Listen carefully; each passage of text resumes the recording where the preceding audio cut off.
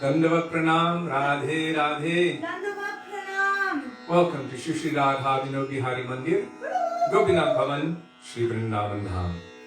Shri Gurudev ki jai, Shri Prabhupada ki jai, Rupanuga Gauriya Guru Varga ki jai, Patit Pavan Shri Nityananda Prabhu ki jai, Prem Purushottam Shachinandana Gaura Hari ki jai, Radha Vinod Bihari Ju ki jai, Radha Raman Ju ki jai, Giriraj Mahārāja ki jai. Hari Nam Sankirtana ki jai, Hare Krishna Mahamantra ki jai, Gaur Bhakta Vrinda ki jai, Shri Gaur Premanande Hari Hari Bol.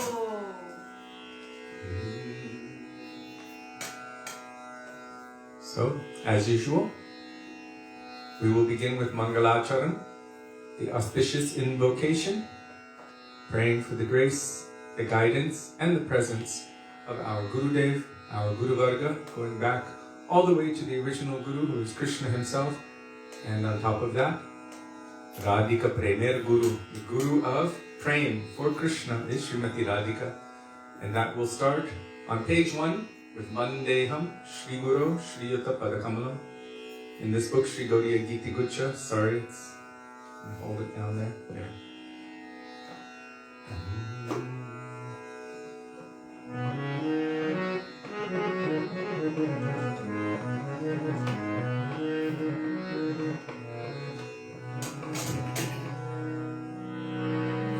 Vandeham Shri Guru Shri Yuta Padakamalam Shri Gurum Vaishnavaśta Shri Rupam Sagrajatam Sahagana Raghunatham Vikuntam Sajivam Sadvetam Savadhutam Harijana Sahitam Krishna Chaitanya Devam Shri Radha Krishna Padam Sahagana Lalita Shri Vishakhanvitamshta Om Ajnanatimirandhasya Jnananjana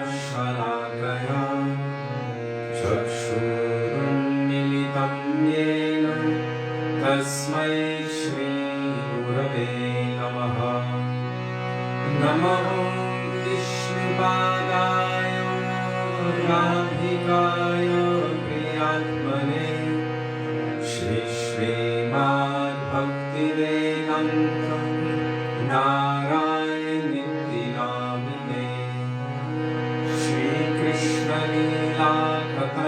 Sudaksham Audariya Madhurya Gunashtrayuktam Varam Varinyam Purusham Mahantam Nārayaṇam Tvam Shirasam Namami Vidandinam Bhakta Shiromanim Cha Shri Krishna Pada Dhanataika Hridye Chaitanya Leelamrita Sarasar Nārayaṇam Tvam Satatam Prapadye Namo Vishnupadaya Krishna Preshthaya Bhutale Śrīmate Bhaktivedānta Gosvāmī Niti Namine Namaste Saraswati Deve Gauravani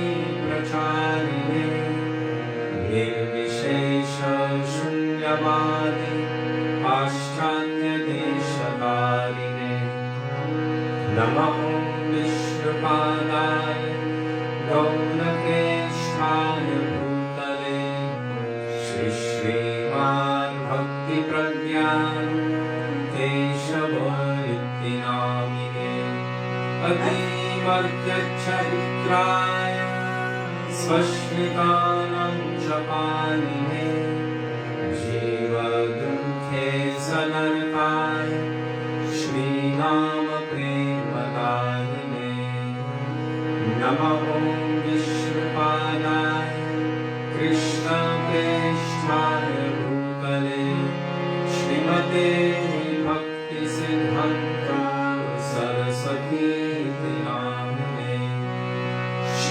वर्षभारती देवी दयिताय कृपाभये कृष्ण सम्बन्ध विज्ञान दयिने प्रभवे नमः माधुर्योज्ज्वल प्रेमध्य श्रीरूपानुग भक्तिदा श्री गौराङ्ग करुणाशक्ति विग्रहाय नमोस्तुते नमस्ते गौरवाणी श्रीमूर्तये दिनकारिणे रूपानुगम्यरुधाप सिद्धान्तध्वन्तहारिणे नमो गौरकिशोराय साक्षाद्वैराग्यमूर्तये विप्ररम्भरसम्बोधे पदम्बुजायते नमः नमो भक्तिविनोदाय सच्चिदानन्दनामिने गौरशक्तिस्वरूपाय रूपानुगरायते गौराविर्भावभूमेस्त्वं निर्देष्टा सजनप्रिया वैष्णवः सर्वभौम श्री जगन्नाथाय ते नमः वंशाकल्पतरुभ्यश्च कृपा सिन्धुभ्यैव च पतितानां पावनेभ्यो वैष्णवेभ्यो नमो नमः नमो महावदन्याय कृष्णप्रेमप्रदायते कृष्णाय कृष्णचैतन्य नाम्ने गौरत्विषे नमः हे कृष्ण करुणा सिन्धो दीनबन्धो जगत्पते गोपेश गोपिकान्त राधाकान्त नमोस्तुते तप्तकाञ्चन गौराङ्गी राधे वृन्दावनेश्वरी वृषभानुसुते देवी प्रणमामि हरिप्रिये चिरतं सुरतो भक्तो मम मन्दं मतेर्गति मत्सर्वस्वपदं भुजो राधामदनमोहनो दिव्यवृन्दारण्यकल्पद्रुमद श्रीमद्रङ्गानारसिंहासनस्थो श्री श्री राधा श्रीलगोविन्ददेव प्रेष्ठानिधिः सेव्यमानो स्मरामि श्रीमद्रसरसारम्भीमं शिवततस्थितः कर्षन्तेनुस्मरैर्गोपीं गोपीनाथ श्रीस्तु नः वृन्दाय तुलसीदेव्यै प्रियाय केशवस्य च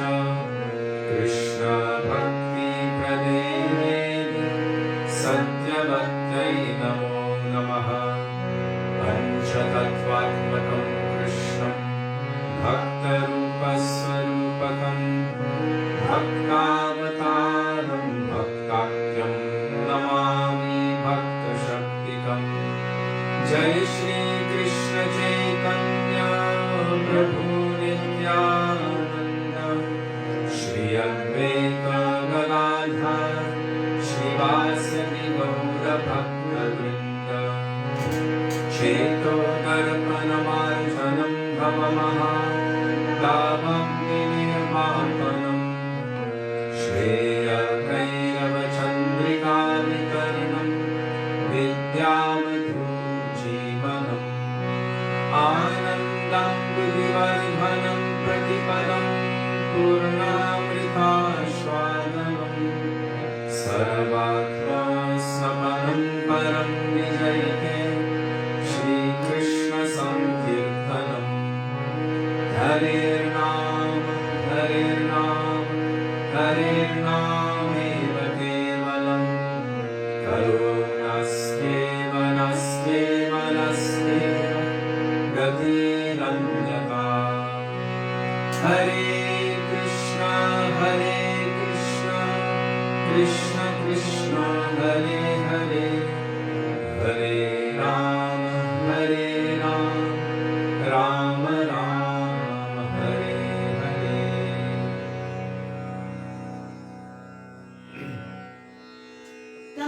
Pranam. Dandavat.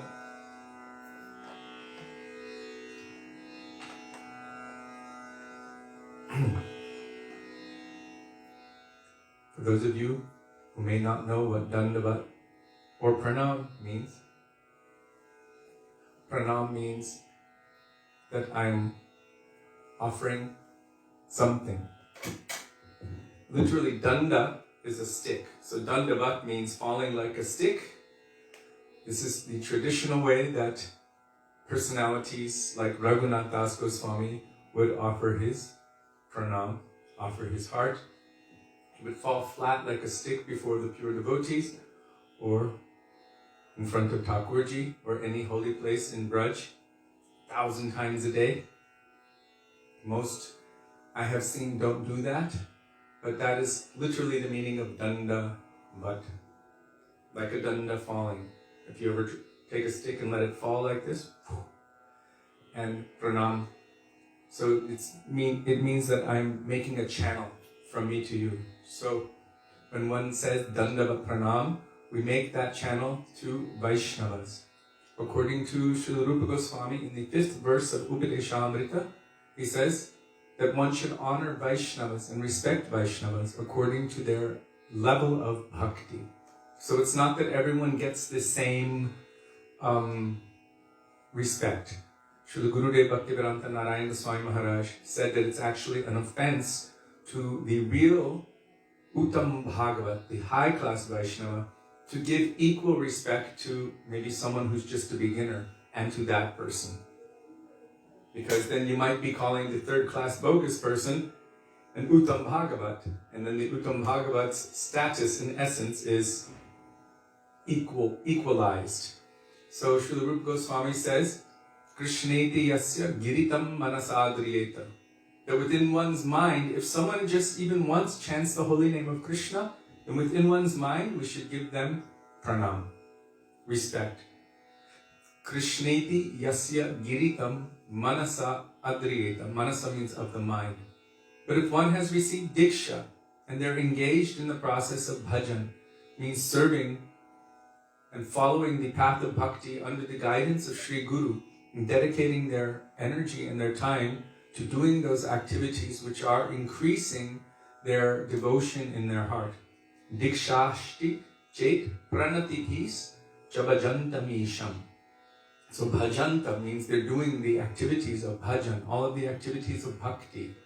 Then dikshashti chet, they have received diksha and they are actually endeavoring in that process. Then pranatibhis. So pranatibhis is also the same as pranam. Then one should actually offer their obeisance to that person. And then for the Uttam Bhagavat, to the highest level Vaishnava, Shushrushaya bhajana vidyam ananyamanya nindadi shunya.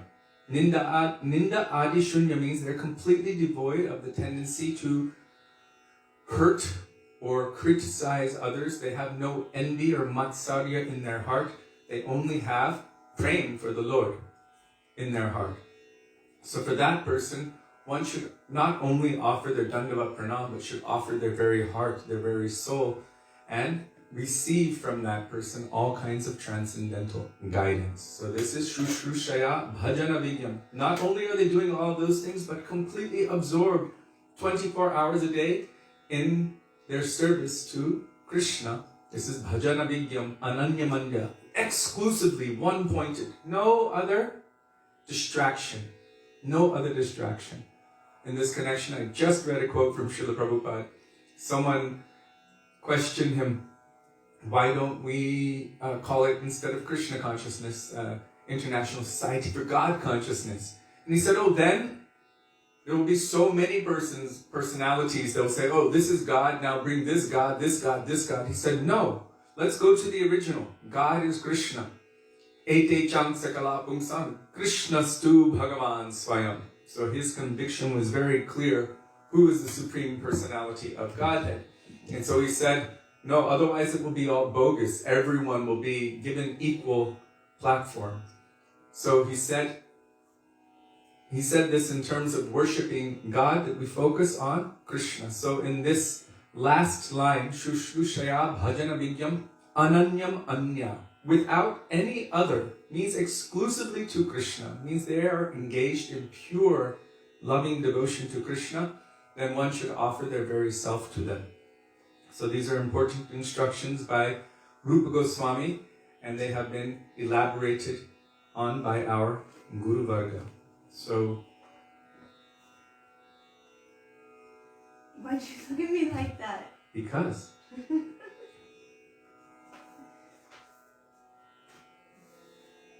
I was just talking about Dandavat Pranam. I haven't seen many people do Dandavat Pranam. But one thing, and I've told it before, but it's one of the strongest memories of anything my father has or had told me before his departure. Many times he shared it, and there's so many things he shared, and mostly about bhakti, but this one really stuck. He said when Prabhupada came to Dallas, at that time it was in Dallas Gurukul, they had encouraged and taught all of the children to sing Brahma Sanghita. That's one of the things I still remember from when I was 5.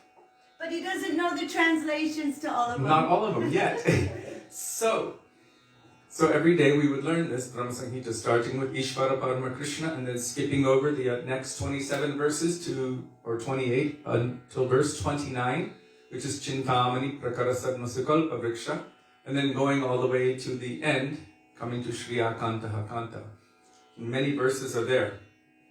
And so they had all of the children stand up and sing Brahma Sanghita for Prabhupada. Chintamani Prakarasadma Sukalpa Vriksha.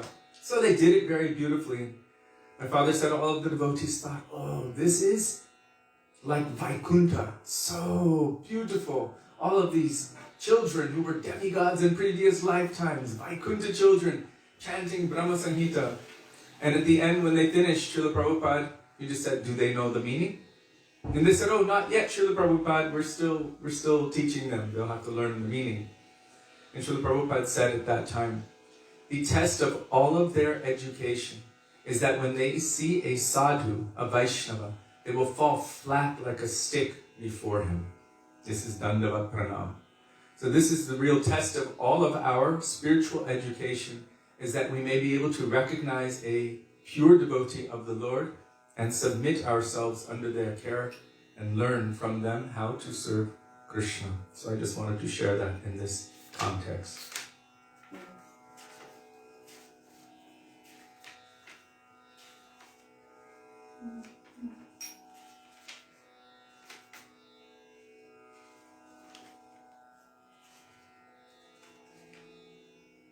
Gurudev Kripa Bindu Diya, page 32.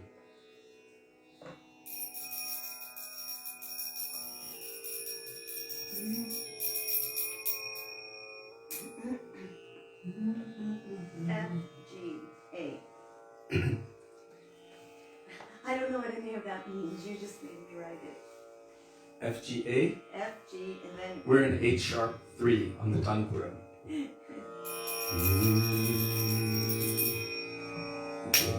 Gurudev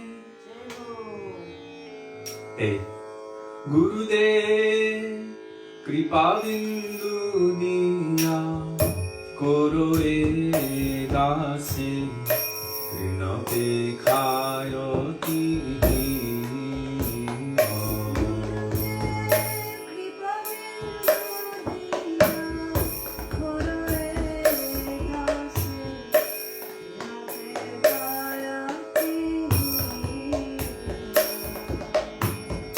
Sakara Sahare Baladiya Koro Nijamane Spriha Hino Sakara Sahare Baladiya Koro Nijamane Spriha Hino Kripa Bindu Diya Koro E Dase Krina Pe Khayoti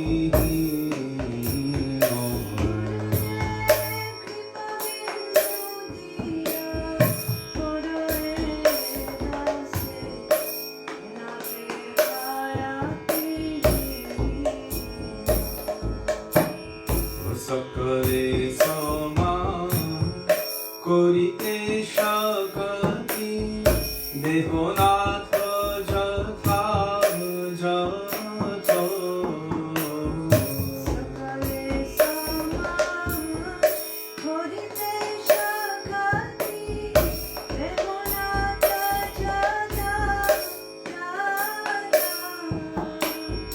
তবে তো গাইব হরি নাম সুখে অপরাধ হবে হত। তবে তো গাইব হরি নাম সুখে অপরাধ হবে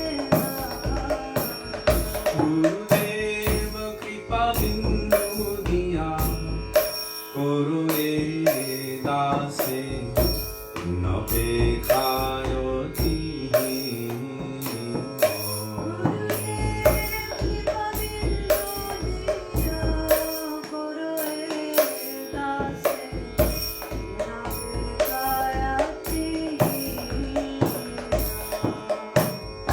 কবে হেম কৃপা লোভিয়ায়ে জন কৃতার্থ হইবে নাথ।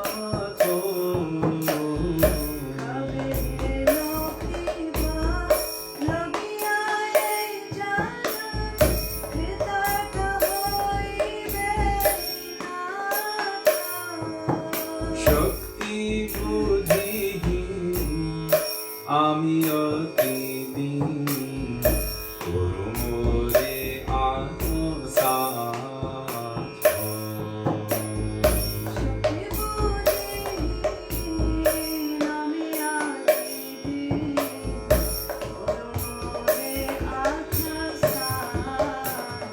গুরুদেব কৃপা বিন্দু দিয়া করো এ দাসে নপেক্ষায়তি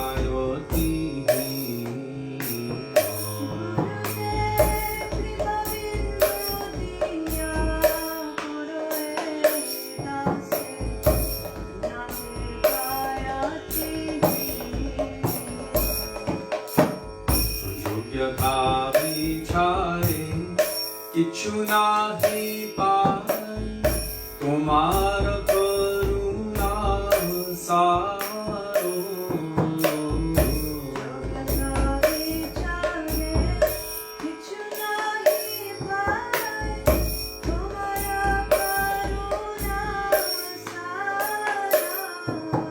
করুণা না হইলে কাঁদিও কাঁদিয়া প্রাণ না রাখিব আরো।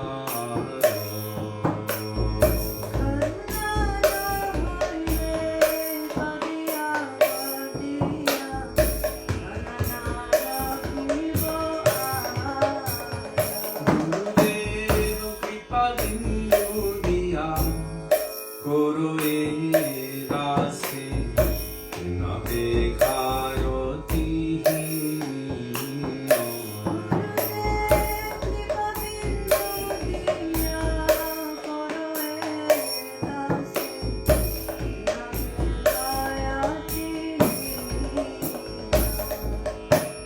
গুরুদেব জয় গুরুদেব জয় গুরুদেব জয় গুরুদেব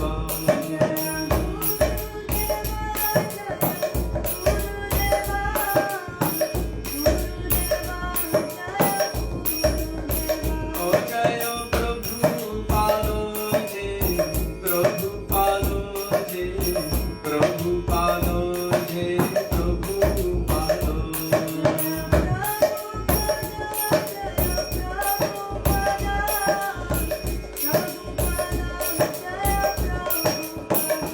গুরু পরম্পরা গুরু পরম্পরা গুরু পরম্পরা গুরু পরম্পরা।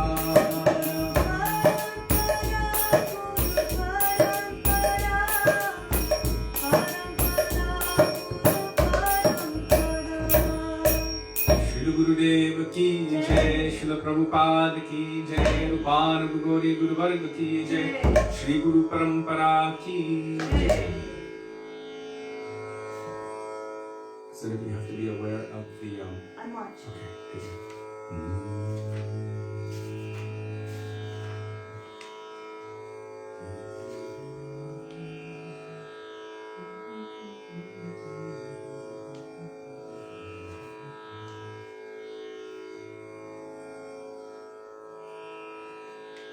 Thakura Vaishnavagana Kori E Nivedana, page 43.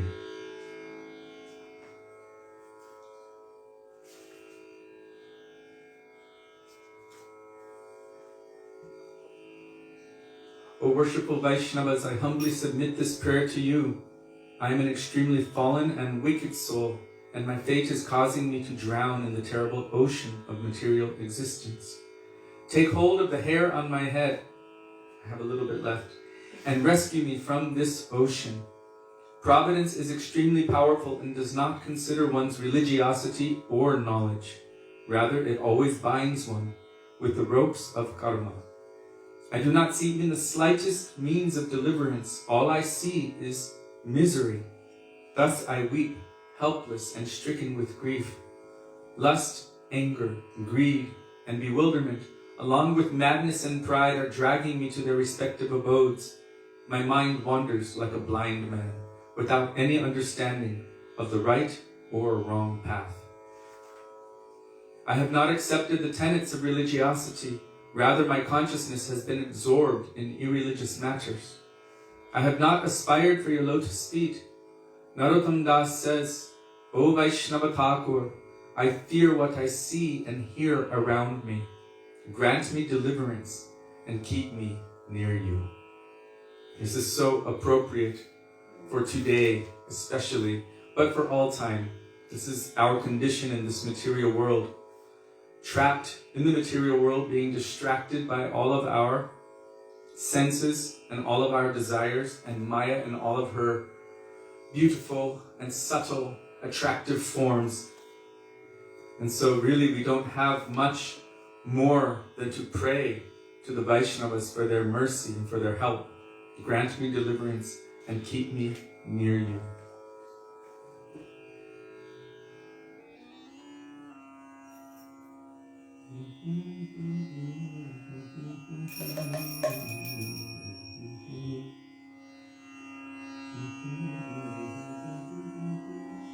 Thakura Vaishnavagana Kori E Nivedana. Thakura Vaishnavagana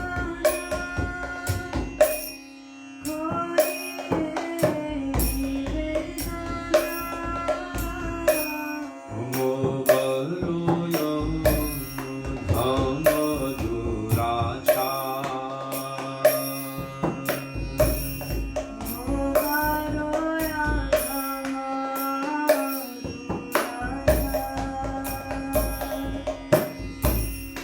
Daruna samsaro nidhi tahe dubai lo vidhi.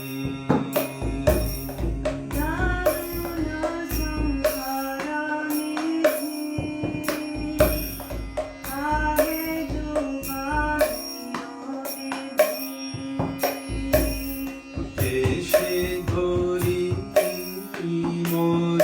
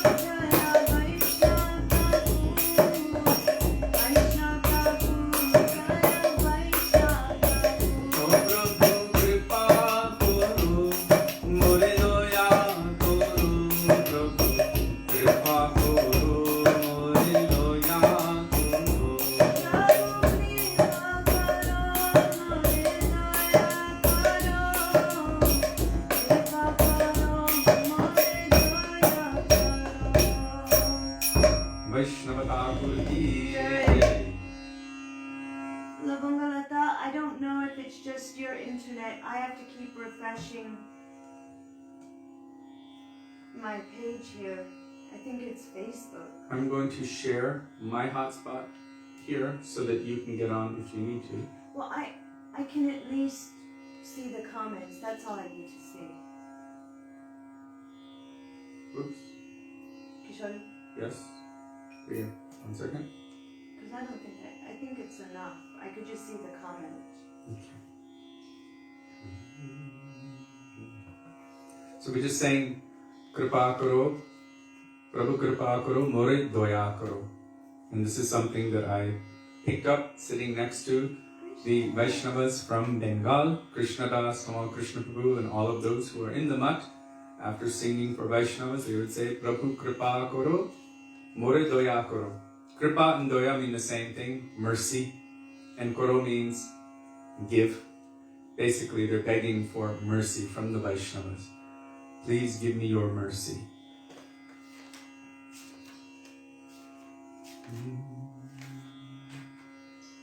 Page 51. Shuni achi sadhu muke bole sarvajan Shri Rupa Kripaya mile jugala charan.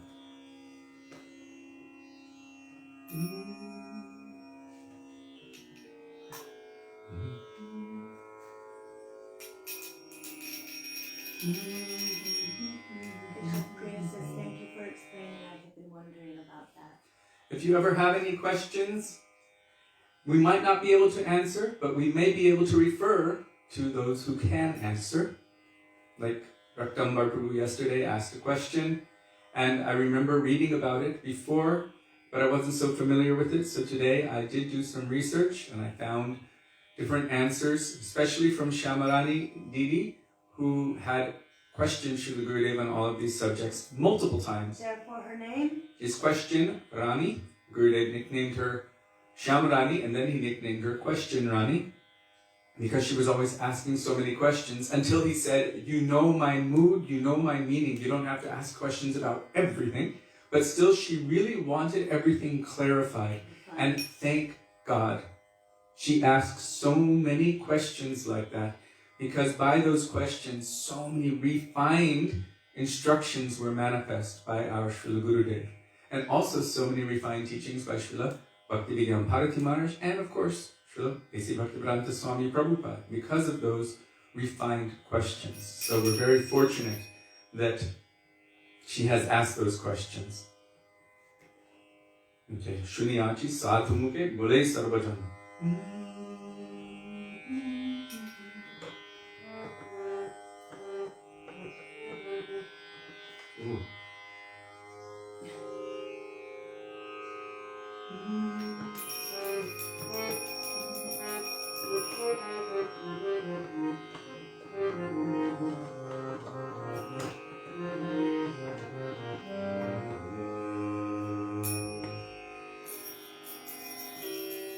Here we go.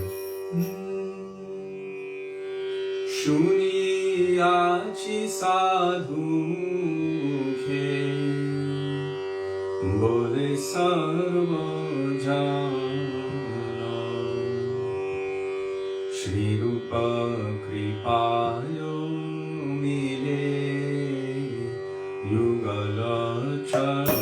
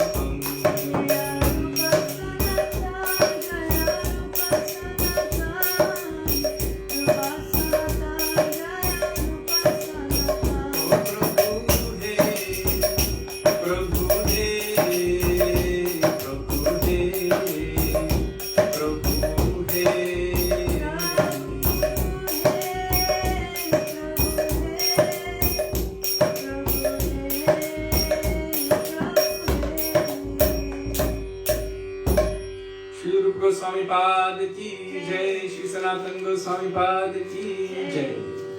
Śrīla Prabhu says, with my internet, I found if I listen from one link but watch on another minus the sound, I can avoid interruption. Odd, but give it a try. You mean you have Facebook open and two, what do you call those? Yeah, maybe. Two different screens, basically, and you've got the sound coming through one and the video from another, and then it's clean? How odd. At least he found that out. Like a new page, right? Yeah. Interesting.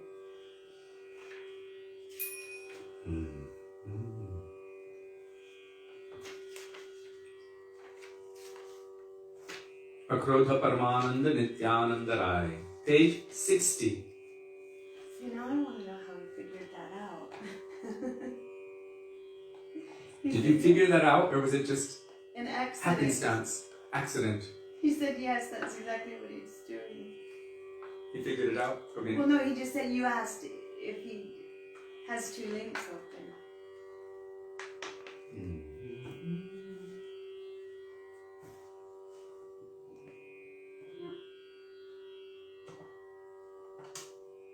One second.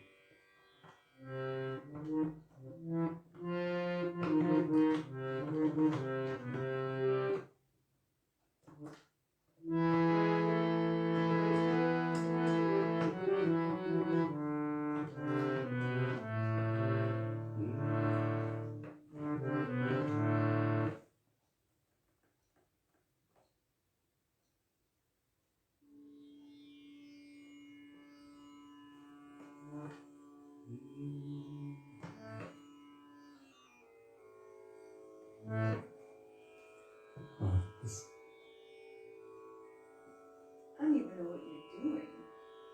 This app doesn't remember the fine-tuning, and the harmonium is actually 47 cents off of, what is it? 140 or 440. So. He said it was by accident.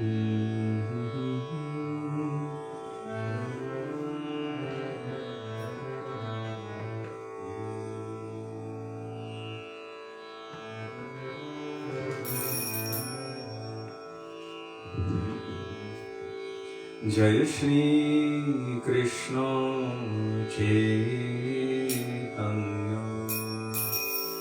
Prabhu Nityananda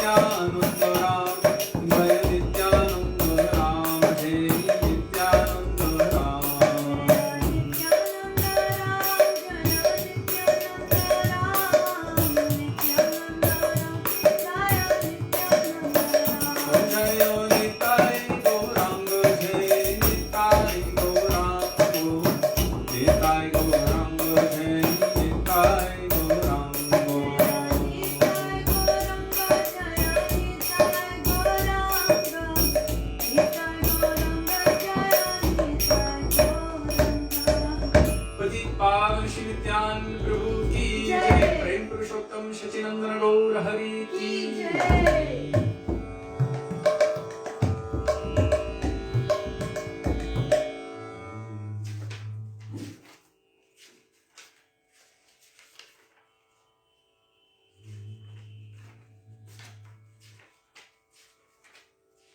Gaurangera Dutipada Jaradhana Sampada Sejane Bhakati Rasasar.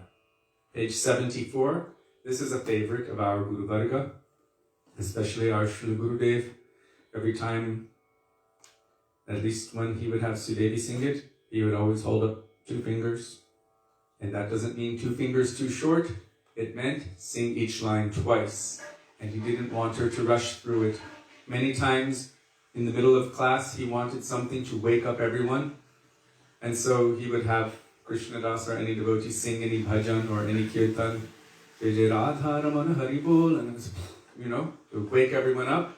But with this one, when he would have it sung, especially even in the middle of class, slow and with deep mood and intention, and each line twice, he wanted it. And you would see he would just close his eyes and he would chant along with it in a very deep and sincere mood. So page 74, Gaurangera Dutipada Jaradhana Sampada.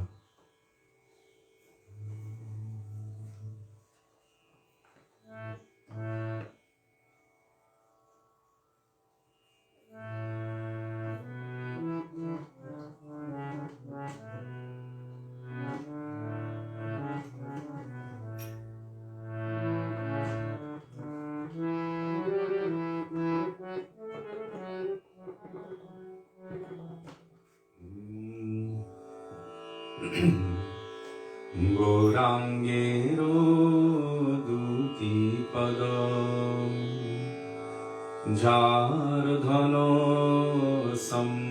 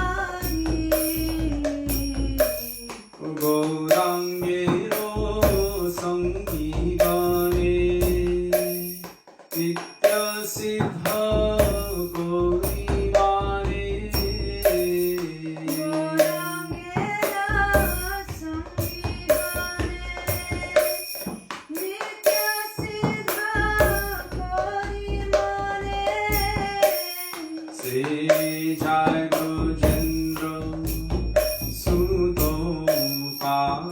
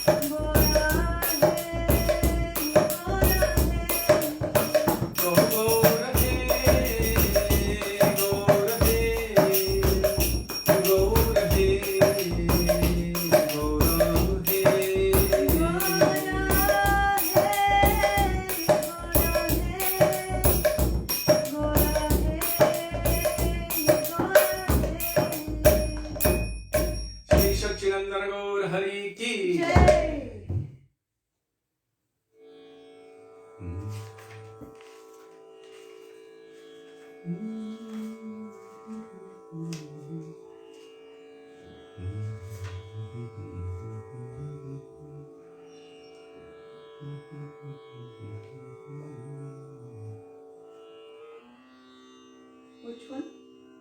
Janama Safalatar Krishna Darshana Jar, page 126.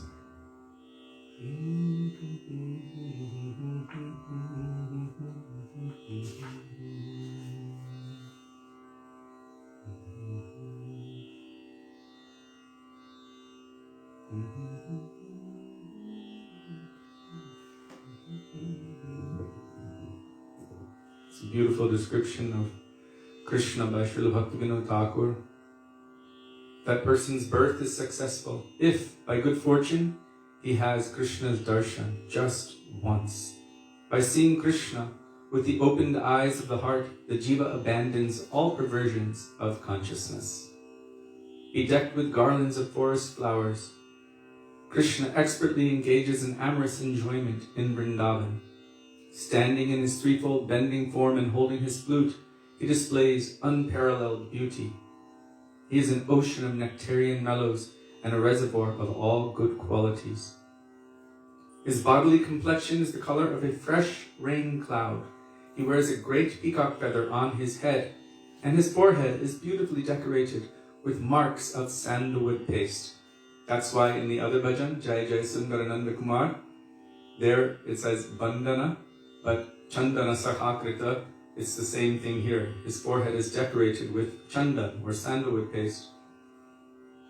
Wearing yellow garments and smiling sweetly, he maddens the whole world with his beauty. When I see that form of Krishna, whose beauty defeats the dark blue Indranila jewel or sapphire, standing under a kadamba tree, my mind becomes unsteady. My feet cannot move, and I forget my material existence. This is a reference to that Bandhu Sange Jarita Varanga Parihas, or the verse by Rupa Goswami, Smeram Bhangi Traya Parichitam Shachidishtirna Drishtam. Saki hai, O Saki, his sweet form is full of nectar. If the eyes behold that form, one falls unconscious, and tears of love stream from them. How wonderful is the peacock feather crown on his head! How wonderful is the flute in his hands! How wonderful is his threefold bending form! His lotus feet overflow with nectar and are bound with ankle bells. I always desire to take the form of a bee, Bringa Rupa Dhari, and attain shelter at his lotus feet. I shall readily sing of Krishna's glories and never worship any other. This sounds like a reference to Rupa Goswami's Krishna Deva Bhavantam Vande Manmanasa Madhukaram Arpaya Nijapata Pankajamakarande. May my mind, which is like a bumblebee, always go to your feet, which are like soft, fragrant lotus flowers.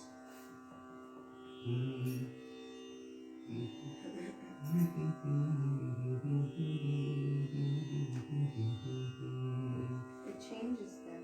Yeah, the bhajan's a little difficult, so please bear with us if any. I'll bear with you. mistakes. I'll make it more difficult. It's okay. Janama sapalota Krishna darashana ja.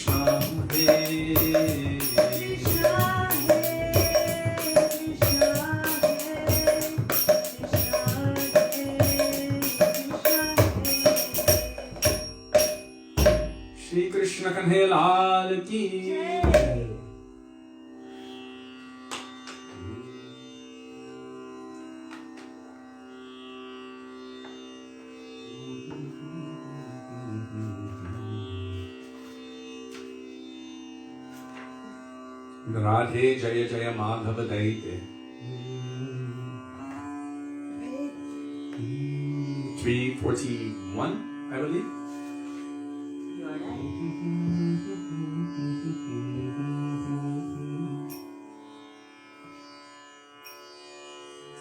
Jaya Radhe Jaya Jaya Madhava Daite.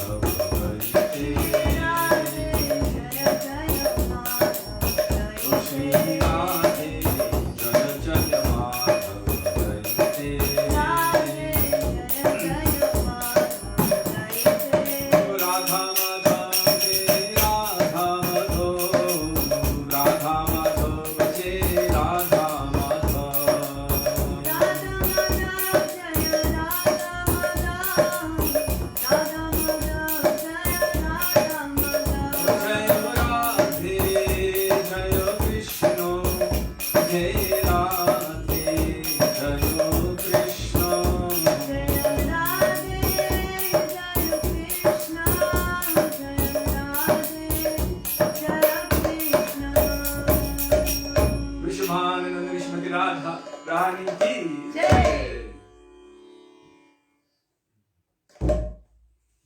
things.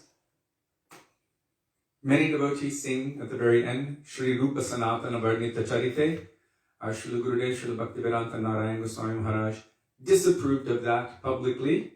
He said, you think you know more than Rupa Goswami, that you will change his words or even add to what he has written?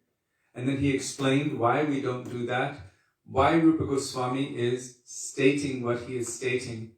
Sanaka Sanatana Varnita Charite, that even the most powerful and greatest sages, those who are able to control lust itself, the four Kumaras, always kept themselves in the position of 4 or 5-year-old boys, so they would not be distracted or attracted by lust.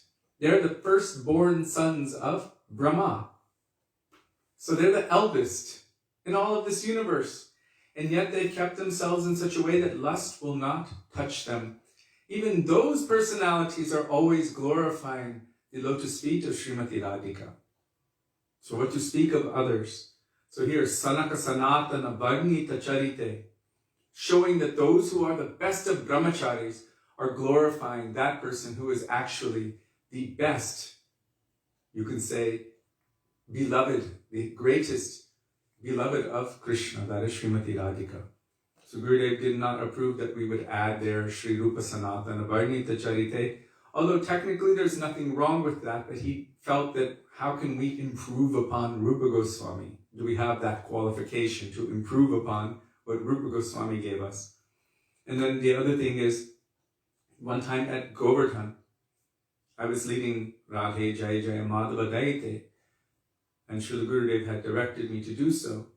And at the end I was singing Jaya Radhe, Jaya Radhe, Jaya Radhe, Jaya Śrī Radhe. Just the name of Radhe. And Gurudev looked at me, and with his mouth, he said, Radhe, Jaya Krishna. And I saw what he was saying. Jaya Radhe, Jaya Krishna, Jaya Radhe, Jaya Krishna. The nature of all Rupanuga Vaishnavas is not to separate Radha and Krishna. Rather, they want to bring them together for their happiness. So he brought them together, Jaya Radhe, Jaya Krishna. So I just wanted to share that. Now we will sing Śrī Dāmodarāṣṭakam. That is page 290. Every time I sing that Radhe Jaya Jaya Madhava Daite, I see Gurudev at the end looking at me saying Jaya Radhe Jaya Krishna, like that. So it's nice for me to remember that. Page 290, Śrī Dāmodarāṣṭakam, Namāmishvaram Sachidananda Rupam. It's the old tune. Okay.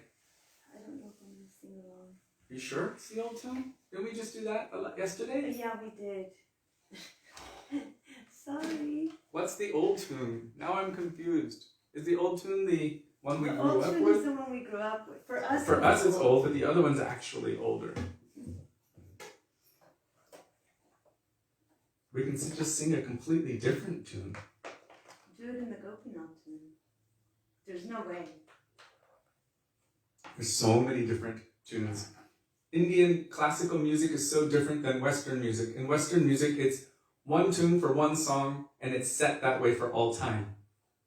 In Indian classical music, it's any rag, in any rhythm, for any song, in any meter, at specific times according to the time of day. Every few minutes, there's an adjustment to the mood of the day, and so they sing a different rag for that time of day. And I'm not really familiar with that, although it was one of Srila Gurudev's instructions to me many, many years ago that you should learn the proper rag for the proper time of day. I guess I must have been singing the wrong one, not realizing it. But anyhow, this is something which will take quite a while, I think. So, but basically, if you have any conception of the ragas, which are different scales then you can adjust and sing different tunes to different songs and also different rhythm structures. So there's the 2-beat, which is Dvital. There's the 4-beat, which is Tintal. There's the 7-beat, the 8-beat, the 16-beat. There's 64 beats within 1 meter if you know what you're doing. But this is all way beyond me. Let's just keep it simple and not know. We'll keep it simple. We are simple. But all of that comes from Krishna and the gopis, originally. The ankle bells of Śrīmad They're Radhika. so expert in dancing. Like the waist bells of Śrīmati Radhika and her ankle bells create new and new ragas and new meters. And they can dance in such a perfect way that those bells will cancel out each other's sounds. And you won't hear anything, although so much is going on. And then they will start singing. And of course, Radha and Krishna are singing, and Krishna is playing his flute. So there's so many different ragas. Okay, I'm going to turn that off so it doesn't... There we go. Okay. I was waiting to do that. You were waiting to say Yeah. That is called Dharma Patni. The wife who maintains the focus, helps the husband to be focused in bhakti.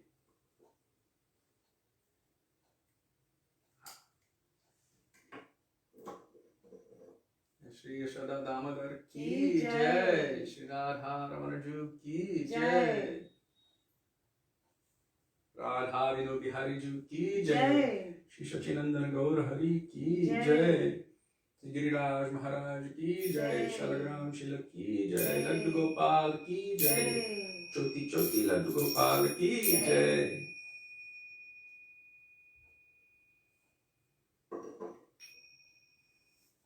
So which one did we do yesterday? We're doing the one we grew up with. We are. Yes. No. Wait, Devaki said the one we grew up with. She said, old tune today or childhood tune. You sure? That's what Devaki says.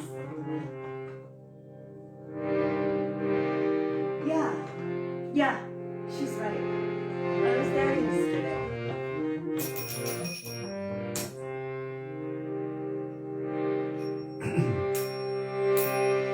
Namami Shwaram Sajit Anandarupam Lasat Kundaram Gokule Brajamam Yashodabhiyo Kaladhamam Param Vrisham Atyanta Nudrutya Bhojya Rudanta Murnetra Yugmam Vrijantam Param Bhoja Yumena Satam Kajetam Shvasam Bhakti-rekam kakam Siddha Graivam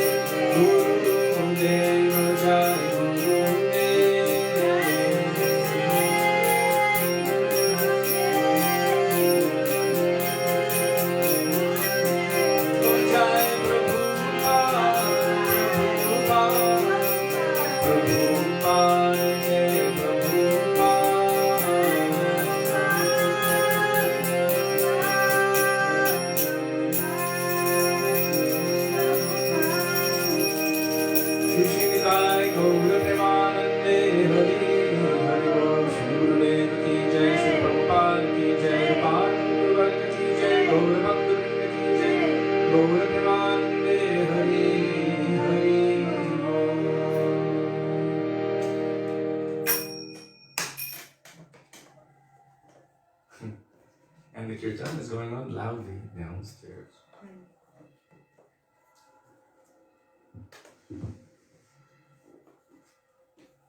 I had to turn this off. I ran out of power. Okay.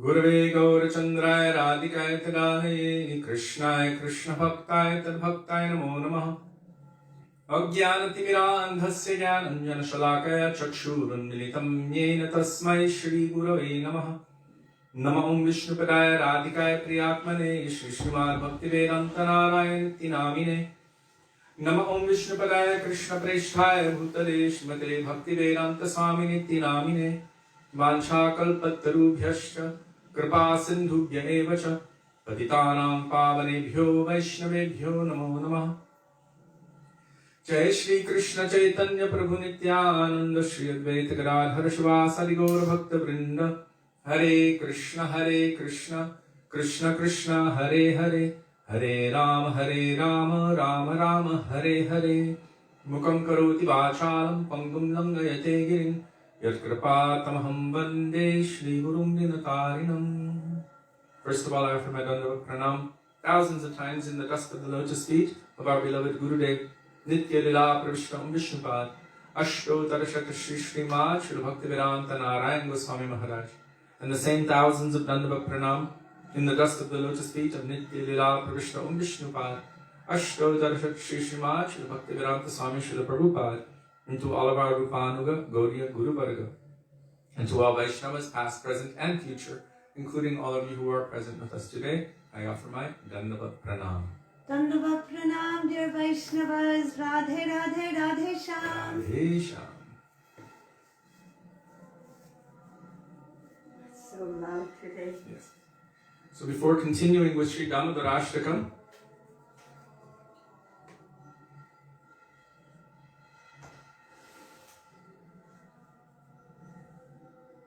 it's interesting that after the disappearance of Shri Guru, in any society, so many different ideas start to creep up and creep in and mix in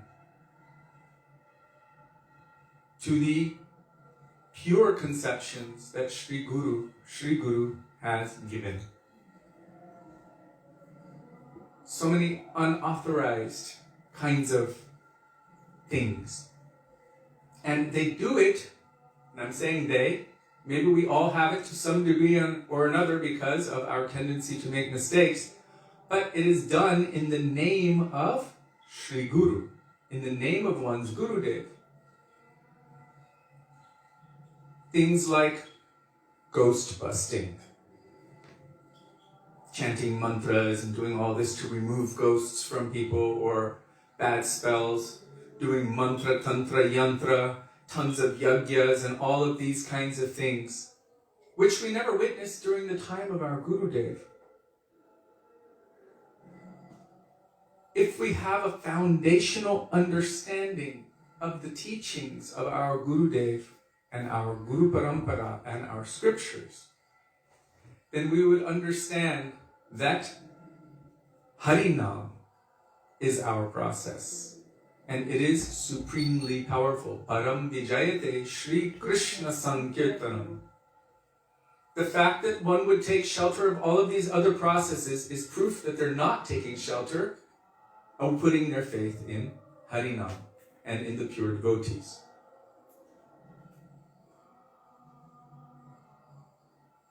And to the degree that one is purely following the pure spiritual teachings of our pure Guru Varga, you will see that they are holding on tightly to those pure conceptions and not introducing or mixing all other kinds of ideas or conceptions into those teachings. Certain Vaishnavas are promoting doing 100 of a certain kind of yajna. And they even offer to help you pay for it. And that will give you health. And that will give you all kinds of sukri. It's fixed. Okay. It's okay. Radhe Radhe, Dandavad. Hare Krishna. I'm waiting till someone says they're back. Hare Krishna, Dandavad. I see me there. Is anyone else there? Hare Krishna. Mm-hmm. Everyone's there. But, okay, back. So I don't know where I was when it went gone. Must have been at least 20 seconds. This is very important subject matter. Because of what Rakdambar Prabhu asked yesterday about, in Bhagavatam, in the commentaries, it is said that Nanda and Yashoda are the foster parents of Krishna. So I did some research to see what our Srila Gurudev said on the subject, what Srila Prabhupada said on the subject, what is spoken in Bhagavatam, how to reconcile it, why it's said the way it is said. And in the process of searching for that, I was also seeing certain conversations from Srila Prabhupada.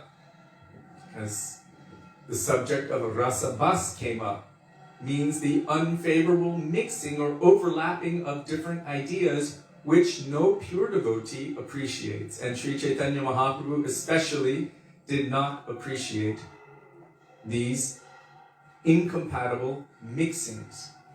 So what is a more incompatible mix than taking the conception of pure bhakti and introducing all kinds of other ideas or other things into it? Usually it's done to gain popularity, it's done to gain money, it's done to, or we could say inspire the crowd, so to speak. I'll give you an example. When we were little, very little, in the temple, ISKCON temple in Los Angeles, at that time, the deities weren't in the temple that they're in now. They were in the back. There was where the museum is now. And at that time, they were known as Radha Krishna or Radha Govinda. In fact, there was a sign right near the street that said, "Welcome to the Radha Krishna temple." And all of the business cards said Radha Krishna temple.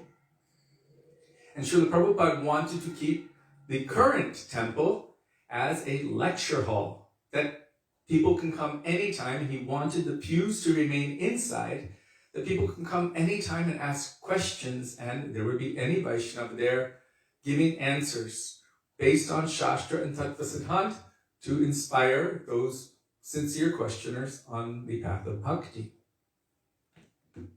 So over time, things adjusted. Because once upon a time, Srila Prabhupada said, "Oh, this temple is so opulent, like Dwarka." Then the devotees started calling it New Dwarka. And then they figured, oh, well, because it's New Dwarka, then it must be Rukmini Dwarkadish. Not understanding that Krishna in Dwarka doesn't play a flute. Neither does he wear a peacock feather. But there he's playing a flute, he has a peacock feather. And so this ends up becoming an incompatible mixture of rasas. Srila Prabhupada in his commentary in Sri Chaitanya Charitamrita states that no pure devotee appreciates when these incompatible mixes come, and he gave an example like Rukmini Raman. Who is Rukmini? Who is Srimati Radhika? Who is Satyabhama? Who is Chandravali? If we have some foundational understanding of these, then we can understand a little bit more why it's not appreciated. Srimati Radhika is, from our understanding and the understanding of all of our Rupa-nuga Guru Varga and Shastra as well, the topmost Sarvakanti Shiromani, the topmost crest jewel of all of Krishna's beloveds. And she is also forever devoted by every particle of her being to Krishna's loving service. And one of the prime manifestations of herself, all of the gopis are manifestations of herself. Ananda chinmaya rasat pratibhavitavis tabirya eva nija rupataya kalabhi. Nija rupataya kalabhi means they're all manifestations of herself. Like the moon may have so many different phases, so all of these gopis are particular manifestations of her moods of love and affection for Krishna. And yet, in the transcendental pastimes of Vrindavan, that manifestation of Srimati Radhika, known as Chandravali, happens to be the leader of the group that is Vipaksha, or the opposite to her group. In other words, they're always trying to take Krishna away from Radhika and bring him to Chandravali, and Radhika's group is always trying to take Krishna away from that group and bring him to Srimati Radhika. In other words, there's a transcendental, eternal competition going on. And they're considered to be in opposite groups. So we have a pastime where our own Śrī Raghunath Das Goswami at Govardhan was once given a leaf cup. And within that leaf cup was buttermilk, chach. And he recognized the leaves were different, the cup shape was different. It wasn't from local, So he asked, where did this come from? They said, oh, from Sakistali, Gaurikhet. That is the place of, not Gaurikhet, sorry, Sakistali, of Chandravali. Now, who is Raghunath Das Goswami? He's Rati Manjari, maidservant to Srimati Radhika in Krishna Lila. So being absorbed in that mood, he took a stick and chased that person very far away. How deep is his nishtha, his exclusivity in his Swamini Srimati Radhika. So in Dwarka Lila, all of the gopis of Braj also manifested forms in Dwarka. Srimati Radhika manifests a form. Of course, they're all originally from her, but we should just understand it from this perspective. Because in one sense, it's one, and in another sense, it's all different. This is achintya bheda abheda tattva. The inconceivable simultaneous difference and not difference between the Lord and all of his Shaktis. And also Shaktis and Shaktis. So Srimati Radhika has manifested Chandravali. In one sense, you can say she's non-different from her, but there is definitely difference. So in Dwarka, Srimati Radhika has manifested as Satyabhama. Satyabhama has a mood which is a little bit contrary. She gets a little hot-tempered sometimes. Sometimes she will go to the Krodha Bhavan, the anger room, remove all of her jewelry and fancy clothing, put on white cloth and pout until Krishna satisfies her desires. Where Rukmini, she's the manifestation of Chandravali, who in Vrindavan is the opposite of Srimati Radhika. She's in the other group, the Vipaksha group of Srimati, compared to Srimati Radhika. So Rukmini is a manifestation of Chandravali, and her mood is very submissive. When Krishna cracked a joke with her once upon a time, what did he say? He said, oh, you deserve so much better than me. I'm no good for you. You should find anyone who's more suited for you. Just joking like that, she became completely dumbfounded and completely shocked of the idea that he's telling her, oh, you should go to someone else. And it is said that she collapsed or fell over like a banana tree knocked over in a hurricane. Just dandavat. And Krishna was feeling bad for what happened to her. So her mood is also very different. Radhika has manifested herself as Satyabhama, and Chandravali has manifested herself as Rukmini, and all of those gopis have manifested themselves as expansions of themselves in the pastimes of Krishna in Dwarka as the queens in Dwarka.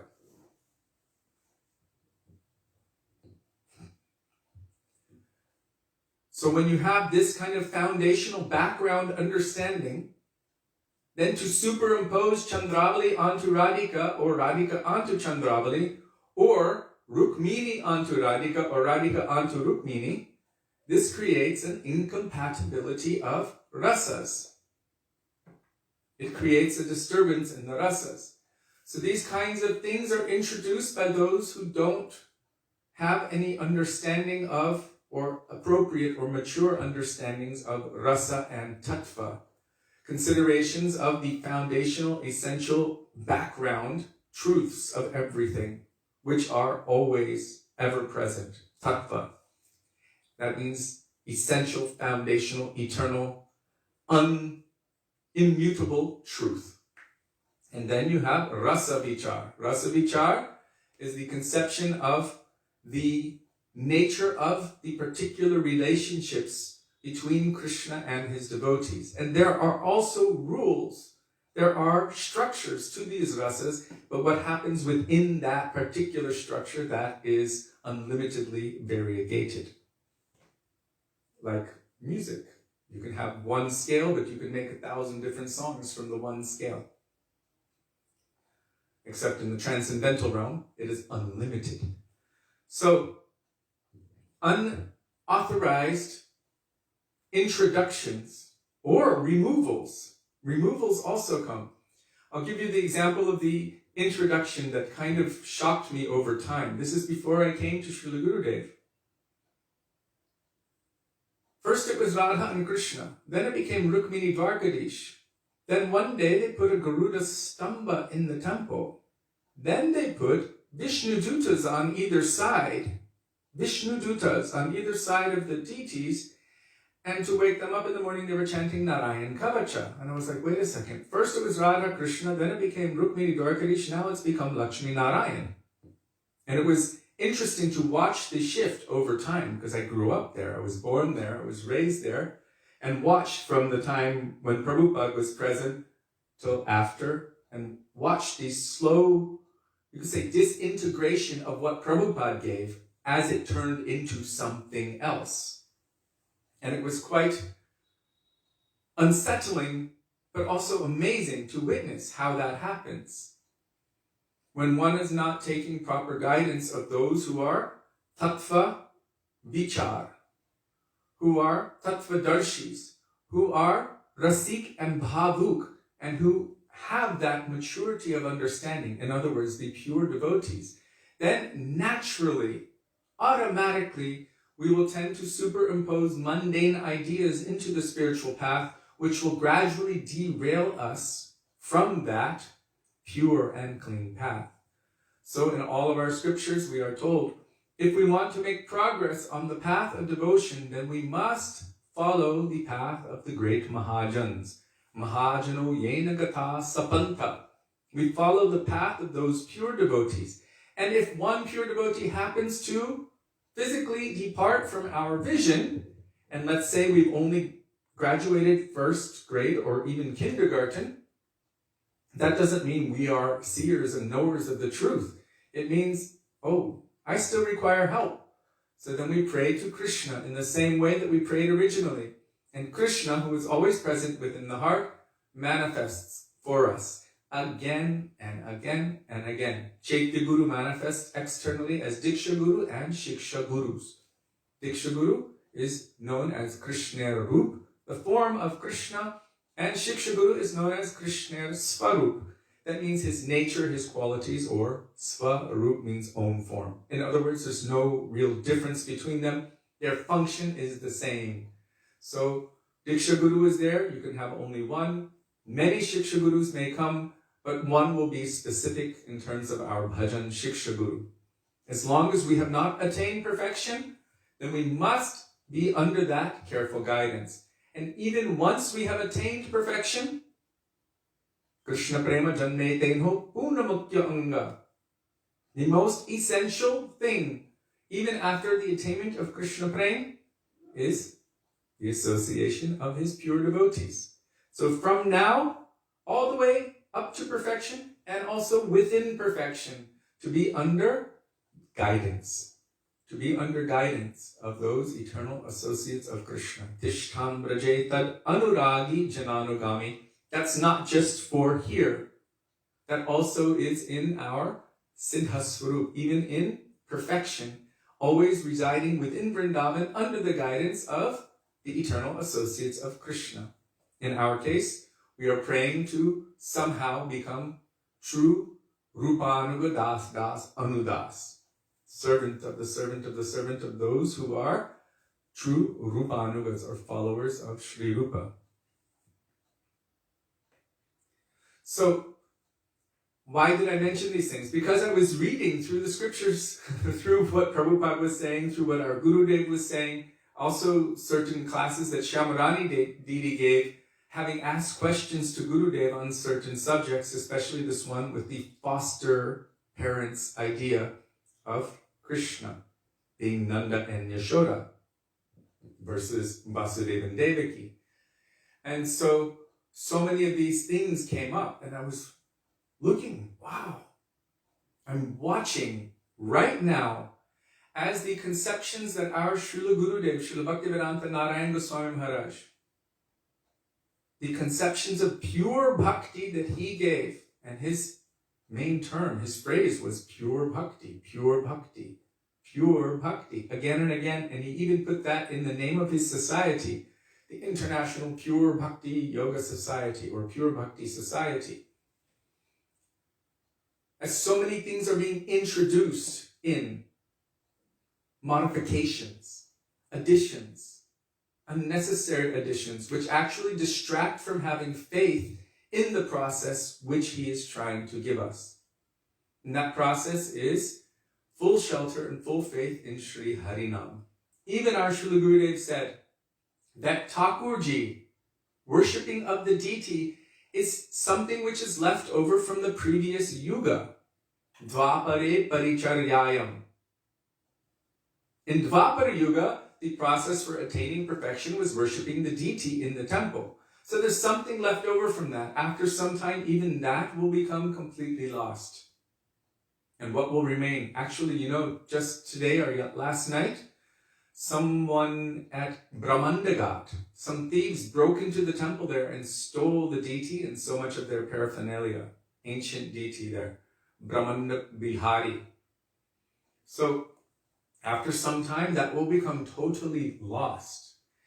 But the process for attainment of perfection in this age, Harer Nam, Harer Nam, Harer Nam eva kevalam, Kalo nastyeva, nastyeva, nastyeva gatiranyata.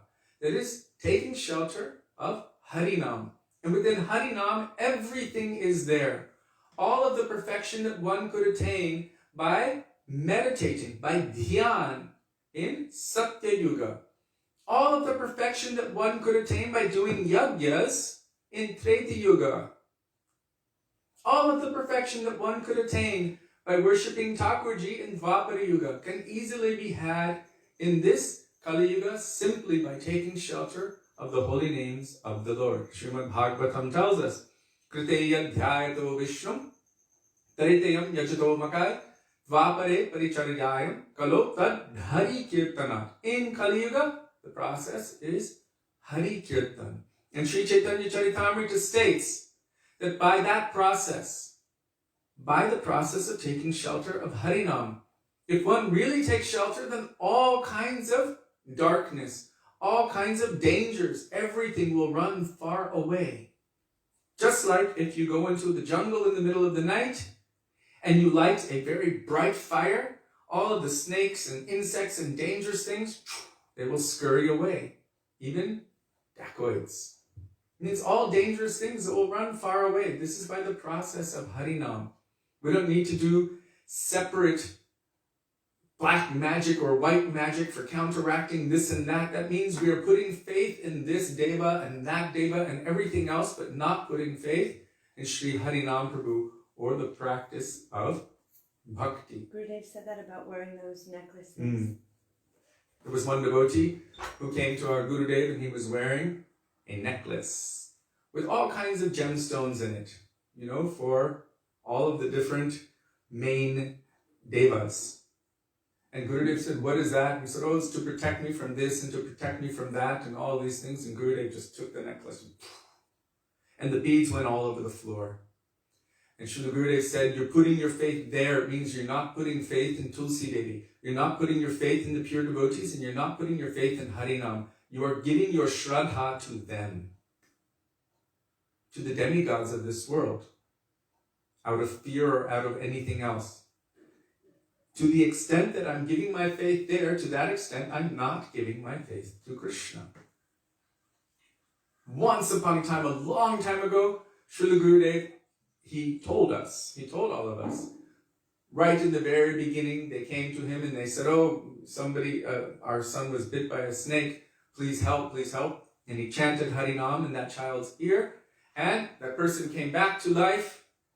And then he realized, what have I done? What have I done? I have used Krishna in the service of some mundane situation. I vow I will never do this again. We should not utilize Krishna in the service of material situations.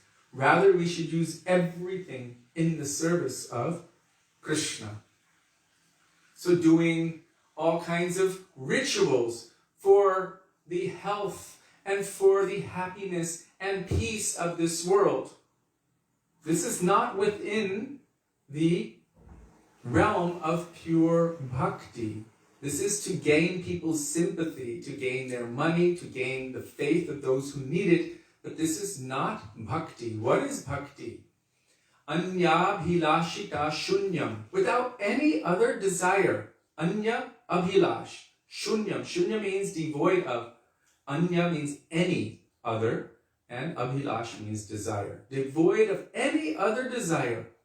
Jnana means the knowledge which brings one toward impersonal liberation or freedom from duality, freedom from suffering. Devoid of that, karma. Karma means reward-seeking activity. What is that? Health, wealth, peace, prosperity, and all of that kind of thing in this material world. The devotee does not want anything from Krishna. The devotee only wants to love and serve Krishna. This is the speciality of pure bhakti. So jnana, karma, adi means and so forth. All of the other things which come in the name of bhakti, which are actually distractions from bhakti. They're taking our minds away from that pure thing. What is pure bhakti? It is anukul, favorable to Krishna. Anukulyena, Krishna anushilanam. It is exclusively for him, for his happiness, for his pleasure, for his benefit.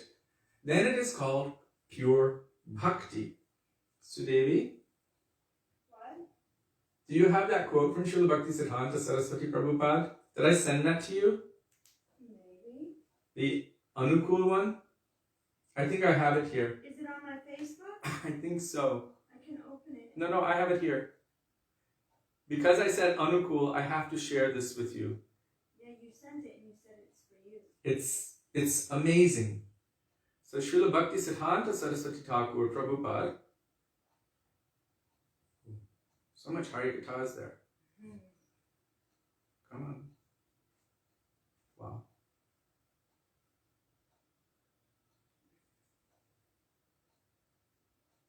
Okay. So Srila Bhaktivedānta Saraswati Prabhupada was asked a question. What do we mean by the phrase, the favorable cultivation of Krishna consciousness? Srila Bhaktivedānta Saraswati Thakur Prabhupada, this can be found in Amrita Bani.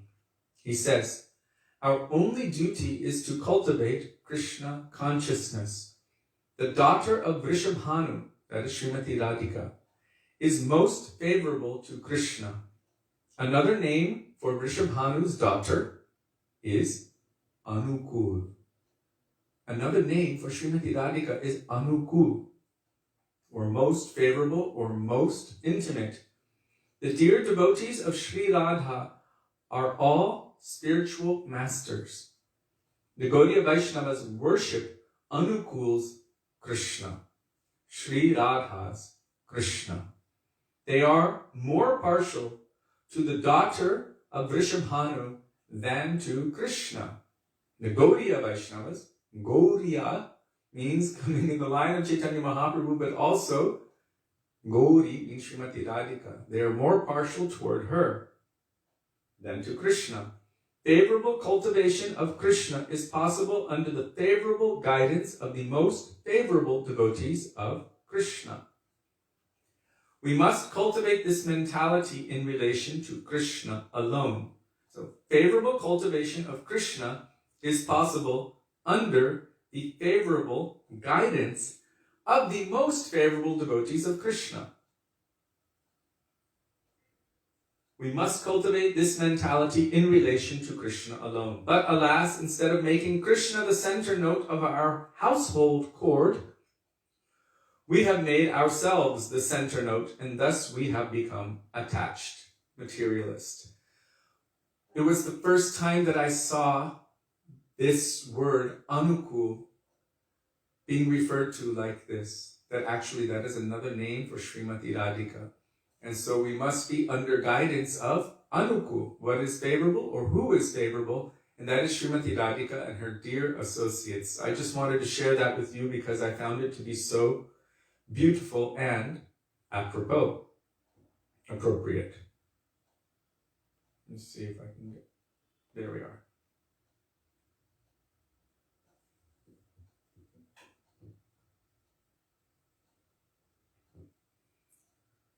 So Srila Gurudev quoted this verse every day.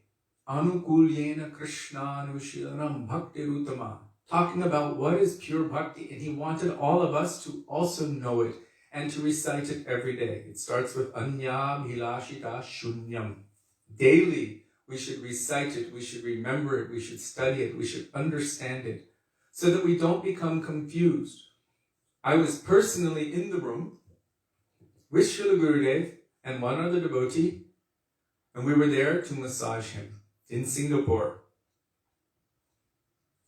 And this devotee had a coral ring on his finger. Big, fat chunk of coral set in gold.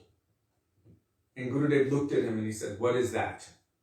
And he said, "Oh, one astrologer told me I should wear it. It's to ward off the effects of Shani Dev. It's to help my mind.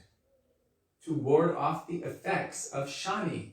Everyone fears Shani. So many Shani temples are put up in Vrindavan, even.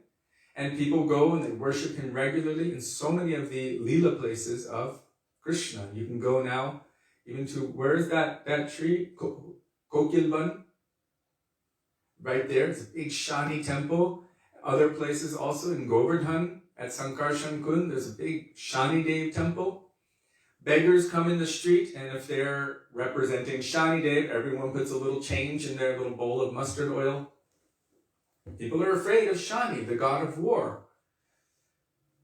So, I think another name is Saturn.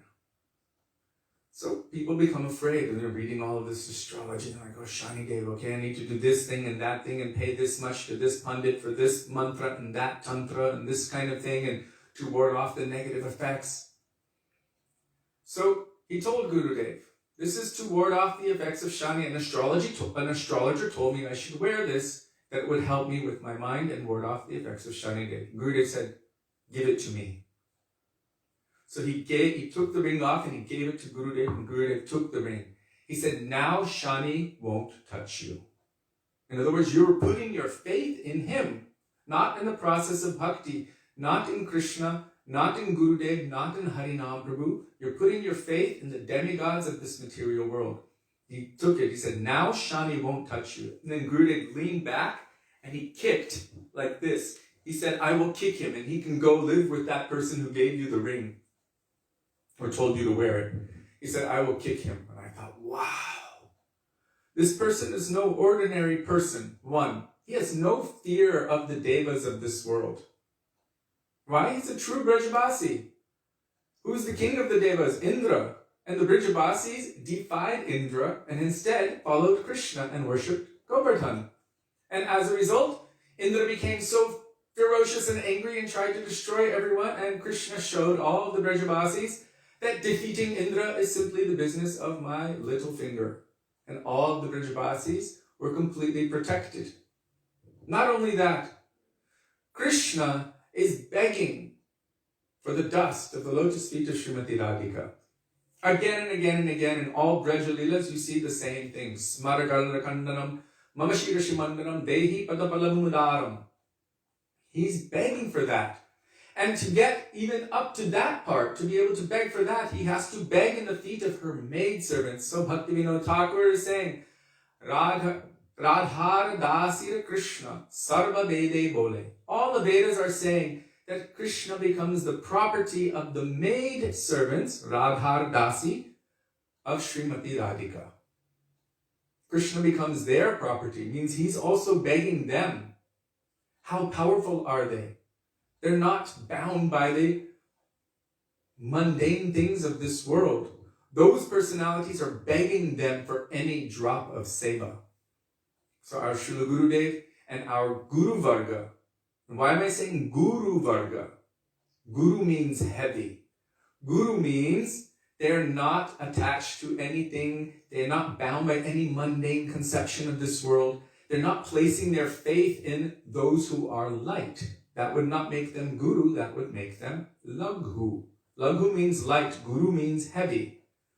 Who is not shaken or disrupted by any of these mundane things of this world, whose conviction is completely focused, 100% devoted to the lotus feet of Shri Radha and Krishna. There is nothing that they need from anyone, what to speak of any demigod or anything of this world. Even all the mystic siddhis, everything is waiting Liberation itself is waiting to serve and assist that pure devotee. So if we take shelter of that pure devotee and follow them, then what is the need? What is the concern? Why do we have to do all of these other black magic pujas and this kind of stuff and that kind of stuff and yajnas every day for months and all of these kind of things? We've never seen our Gurudev do this. We've never seen Prabhupada do this. We've never seen our Param Gurudev or Bhaktisiddhanta Saraswati Thakur or any of our Rupanuga Guru Varga do these things. Then why are they being introduced now? It's unauthorized introduction without being properly under guidance of those pure Rupanuga Guru Varga. So these are called unauthorized introductions, and they deviate us from our faith in the path of pure devotion and instead attract us to all the flickering lights of this world.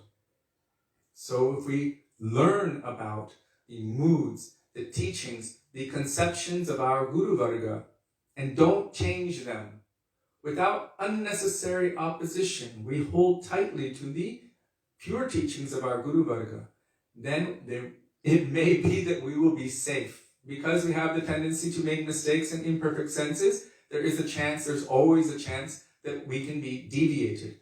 But Srila Gurudev said, guaranteed, if you are not holding tightly to the lotus feet of your Gurudev and their moods, their teachings, you say 100%. I couldn't read it, I just touched it really fast. Why does this thing do that? I don't know.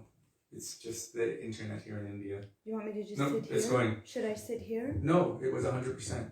Because the first one was 50, the second one was 90, then it's 100%. Because I can just sit here and watch it. No, it's done. It's done. Okay. Radhe Radhe Dandava Everyone's Pranam. there. So when this phone warns us that we have 50%, it shuts off the stream. And then when it warns us we have 90%, it shuts off the stream. And then when it warns us we have 100%, it shuts off the stream. But we have a backup data, so now it should be okay. And we have a backup runner, Sudevi. And Sudevi is the one who's running. Sorry. So sorry about that.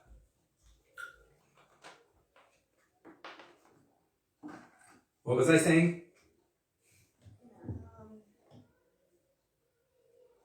Holding tightly to the lotus feet of Gurudev and their teachings. Thank you, Devaki. It is essential for us. I want to use the word as disciples, but I think it's even better to say as aspiring disciples. It means we want to somehow be noticed by them, that they will see we're making an endeavor and that they will give their mercy, their merciful sidelong glance to us. This is the meaning of darshan. Not that I'm the seer, but they will want to see me because I'm desperately making that endeavor. That is the one finger. Our cheshta, our hard endeavor. Like the baby monkey holding on to his mom with all fours, whether he's underneath or on top, as she's moving here and there, we have our obligation. And then there's the other side. That hard endeavor attracts the mercy of Krishna. And when that mercy is attracted from him, then where that mercy and that endeavor meet, that is our perfection. So for us as aspiring disciples, to make that endeavor, what is the best way? To somehow take those teachings and make them one with our hearts. Take their moods and make those moods one with our hearts, and to apply their teachings, their instructions in our lives, and to hold tightly to them as it is. So now that I've said as it is, here comes the clincher. So, how do we reconcile that in some places Srila Prabhupada is saying that Nanda and Yashoda are the foster parents of Krishna, and in other places he's saying Nanda and Yashoda are the parents of Krishna?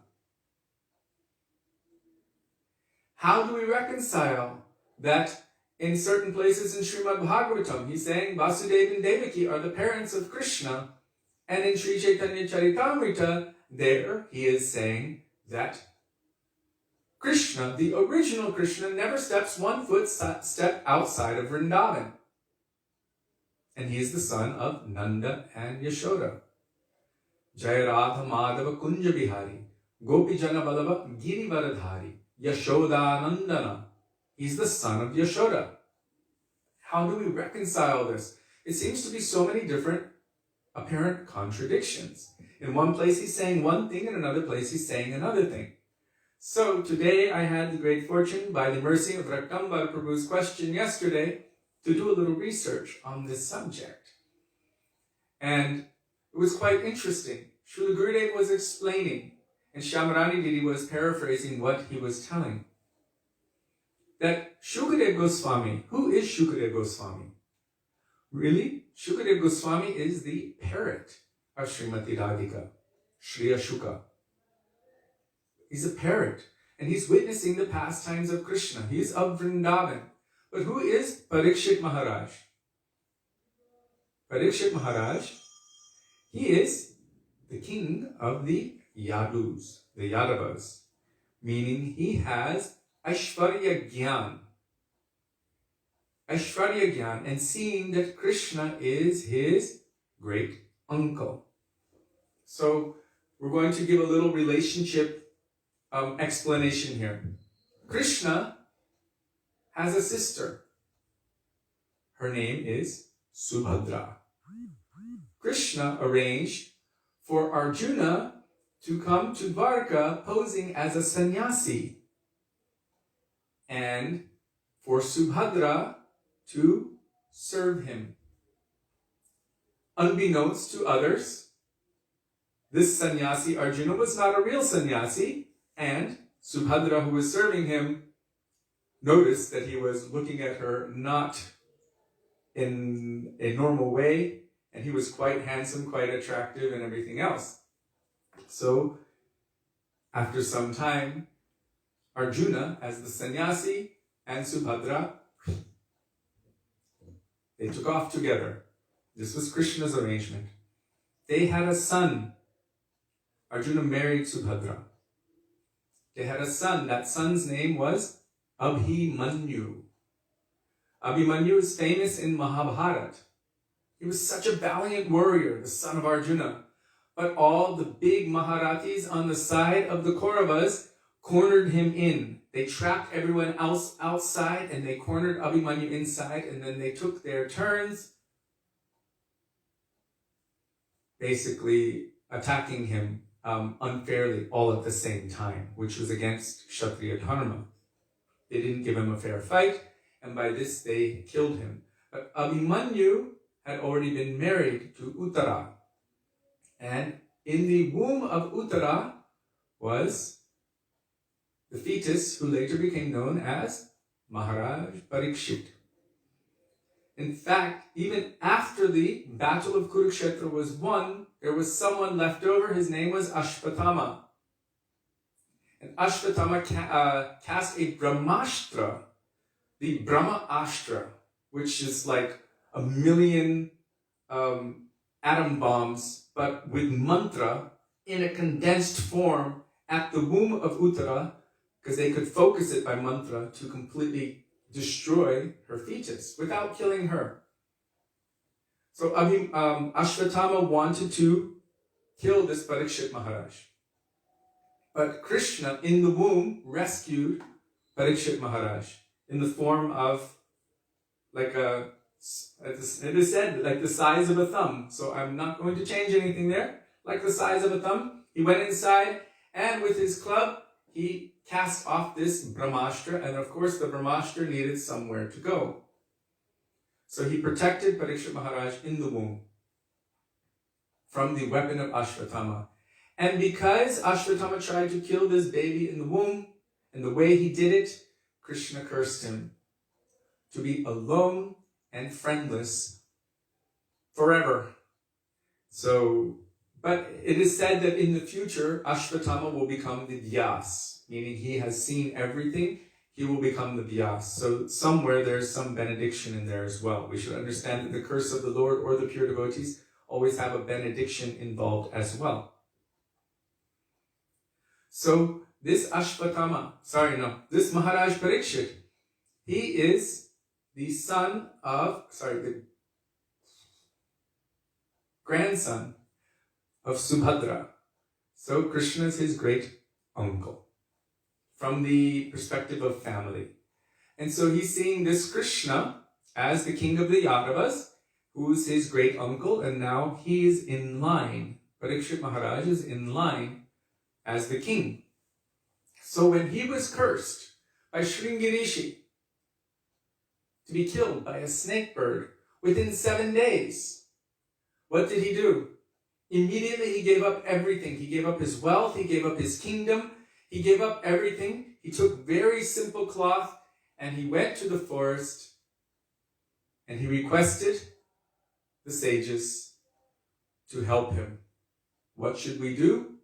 He wanted to do the best thing, which was favorable for him, and not only for him, but for all humanity. And so, by his request, they were there to hear Śrīmad Bhagavatam. And Shukadeva Goswami came to speak Śrīmad Bhagavatam. Shukamukad Amrita Dravasamyutam Pibata Bhagavatam Rasamalayam Muhuraho Rasika Bhuvi Bhavukaha. Third verse of Śrīmad Bhagavatam states that the Śrīmad Bhagavatam is the ripened fruit of all Vedic literature. The ripened fruit. Even Mahaprabhu says, Śrīmad Bhagavatam Pramanam Amalam. It is the topmost spotless evidence. It is the ripened fruit of all Vedic literature, and because it has been touched, this ripened fruit has been touched by the lips of Shriya Shuka, Shukamukar Amrita Drava Samhitam, it has become even more sweet, and it is relished by all of those persons. Vibhata Bhagavatam Rasam Alayam. It's Rasmalai. It is the best of all sweets. Rasam Alayam, the topmost of all nectar. Muhuraho Rasika Bhuvi Bhavukaha. And those who are Rasik and Bhavuk, whose hearts are overflowing with transcendental nectar and full of all transcendental emotions, they will thoroughly relish this Śrīmad Bhagavatam. So Shukadeva Goswami was there to speak Śrīmad Bhagavatam. He knew everything, but he only had 7 days to deliver this unto Parikshit Maharaj. So Srila Gurudev explained that our Srila Prabhupada was following along the lines of Shukadeva Goswami's revelations to Parikshit Maharaj according to what Parikshit Maharaj could receive at the time, according to his own spiritual evolution of consciousness. Right? Like if you meet someone new on the street, and I'm using the term new like this, they've never heard about Krishna before. So you might introduce the concept of God. And then gradually, okay, they understand the concept of God, something. And then you kind of bring it a little closer. Well, within Godhead, there's the impersonal features, there's localized, and then there's personal. If we have personality and form, then how can we deny that to our source, which is God? So God must also be a person or have personality and form. Otherwise, we would have something more than God, and we're part of God.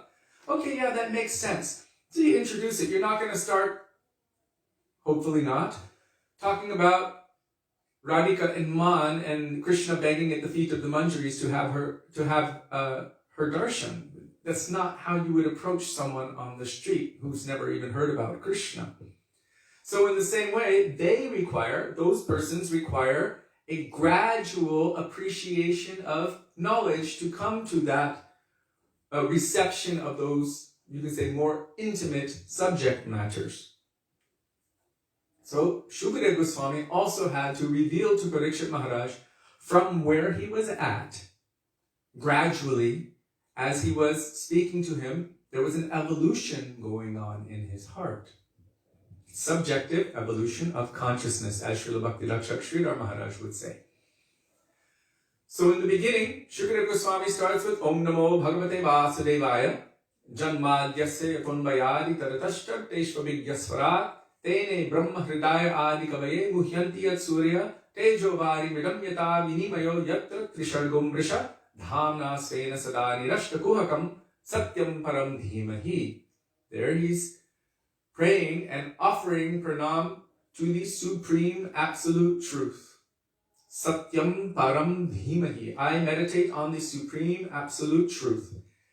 Janmadyasya. There's so many different levels of understanding and depths to this.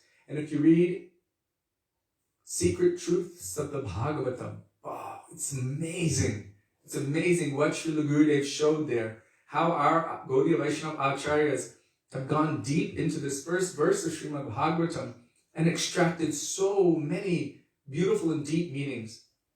So first he's speaking to Parikshit Maharaj according to Parikshit Maharaj's understanding. And then gradually, over time, giving more. And then even after a certain point of time, he's telling about all of the avatars. And then he comes, but ete chamsakala pungsa krishnastu bhagavan swayam. All of these are Krishna's avatars, and the avatars of his avatars, parts of parts of parts. But Krishna himself is the supreme Bhagavan, Bhagavan Swayam. And then he has to bring them further. So first he's in Dvarkadish, Mathuresh Krishna, Bhagavan, consciousness, Aishwarya Gyan. And then Parikshit, Shukadeva Goswami is gradually bringing him, Parikshit Maharaj, to a different conception. So in the beginning you see the son of Vasudeva, Om Namo Bhagavate Vasudevaya. Vasudev is Krishna, the son of Vasudeva Maharaj. And so he's bringing him from there gradually, and then he starts bringing him toward the 10th canto of Śrīmad Bhagavatam. Suddenly, Krishna is taking on a completely different flavor from all of the aspects of Godhead. Now he's taking on a very personal, intimate, loving rasas, flavors. And there Shukadeva Goswami starts introducing other conceptions, a little bit more deep. Nanda Atmaja, the son of Nanda Maharaj, Krishna of Vrindavan, where Krishna has taken his birth, the son of Yashoda. So it's not that one is wrong and the other one is right, it's just a different level of depth of vision, so to speak, a different depth of focus. And so gradually, he brings Parikshit Maharaj to there. And so Srila Gurudev said that our Srila Prabhupada followed the flow of Shukadeva Goswami. And then, of course, also, you see in his commentaries and everywhere how Prabhupada is saying that Krishna is the son of Nanda and Yashoda. Sometimes it is said faster, and sometimes, very clearly, the son of Yashoda and Nanda Maharaj in Vrindavan. And then, of course, our Gurudev has revealed, I know who he is, what his intrinsic, internal, inherent, eternal mood of loving service to Krishna is. So no Brajabasi would ever really believe that Krishna is the son of Vasudeva Maharaj and Devaki in Mathura. They only know for an absolute fact that he is the eternal son of Nanda and Yashoda in Vrindavan, because Vrindavan's Krishna is just that. So when you come to that point, in fact, there is a scripture written known as Laghu Bhagavatamrita, which came by the mercy, the grace of Rupa Goswami. And in that, you will see, I think it's Rupa Goswami. There's Brihat Bhagavatamrita by Śrī Sanātana Gosvāmī and Laghu Bhagavatamrita by Rupa Goswami. And that means the slim version, means the condensed version. Why is it condensed? Because Uttara, the mother of Parikshit Maharaj, after he heard all of the Śrīmad Bhagavatam, she came to him and she said, there was a lot of complex philosophy there. There was a lot to take in. But if you could explain it to me in a condensed form, I would really appreciate it. So Parikshit Maharaj explains it to his mother at that time. And interestingly, although his mother is the wife of Abhimanyu, who is the son of Subhadra, who is the sister of Krishna, means Krishna is her uncle. I think, yes, Krishna is her uncle.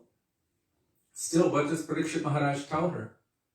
He begins to give her diksha, meaning he has already awakened his eternal intrinsic mood in relationship with Krishna. and he begins to awaken her intrinsic relationship with Krishna. Interestingly, although she has a relationship on this plane, which appears that Krishna is her uncle, Parikshit Maharaj advised her to not think of Krishna in terms of this worldly relation, but to think of Krishna like the gopis of Vrindavan think of Krishna. So Parikshit Maharaj awakened this divyam jnanam, transcendental knowledge of her inherent eternal relationship with Krishna before that time when he disappeared from this world. So why did I share all of that?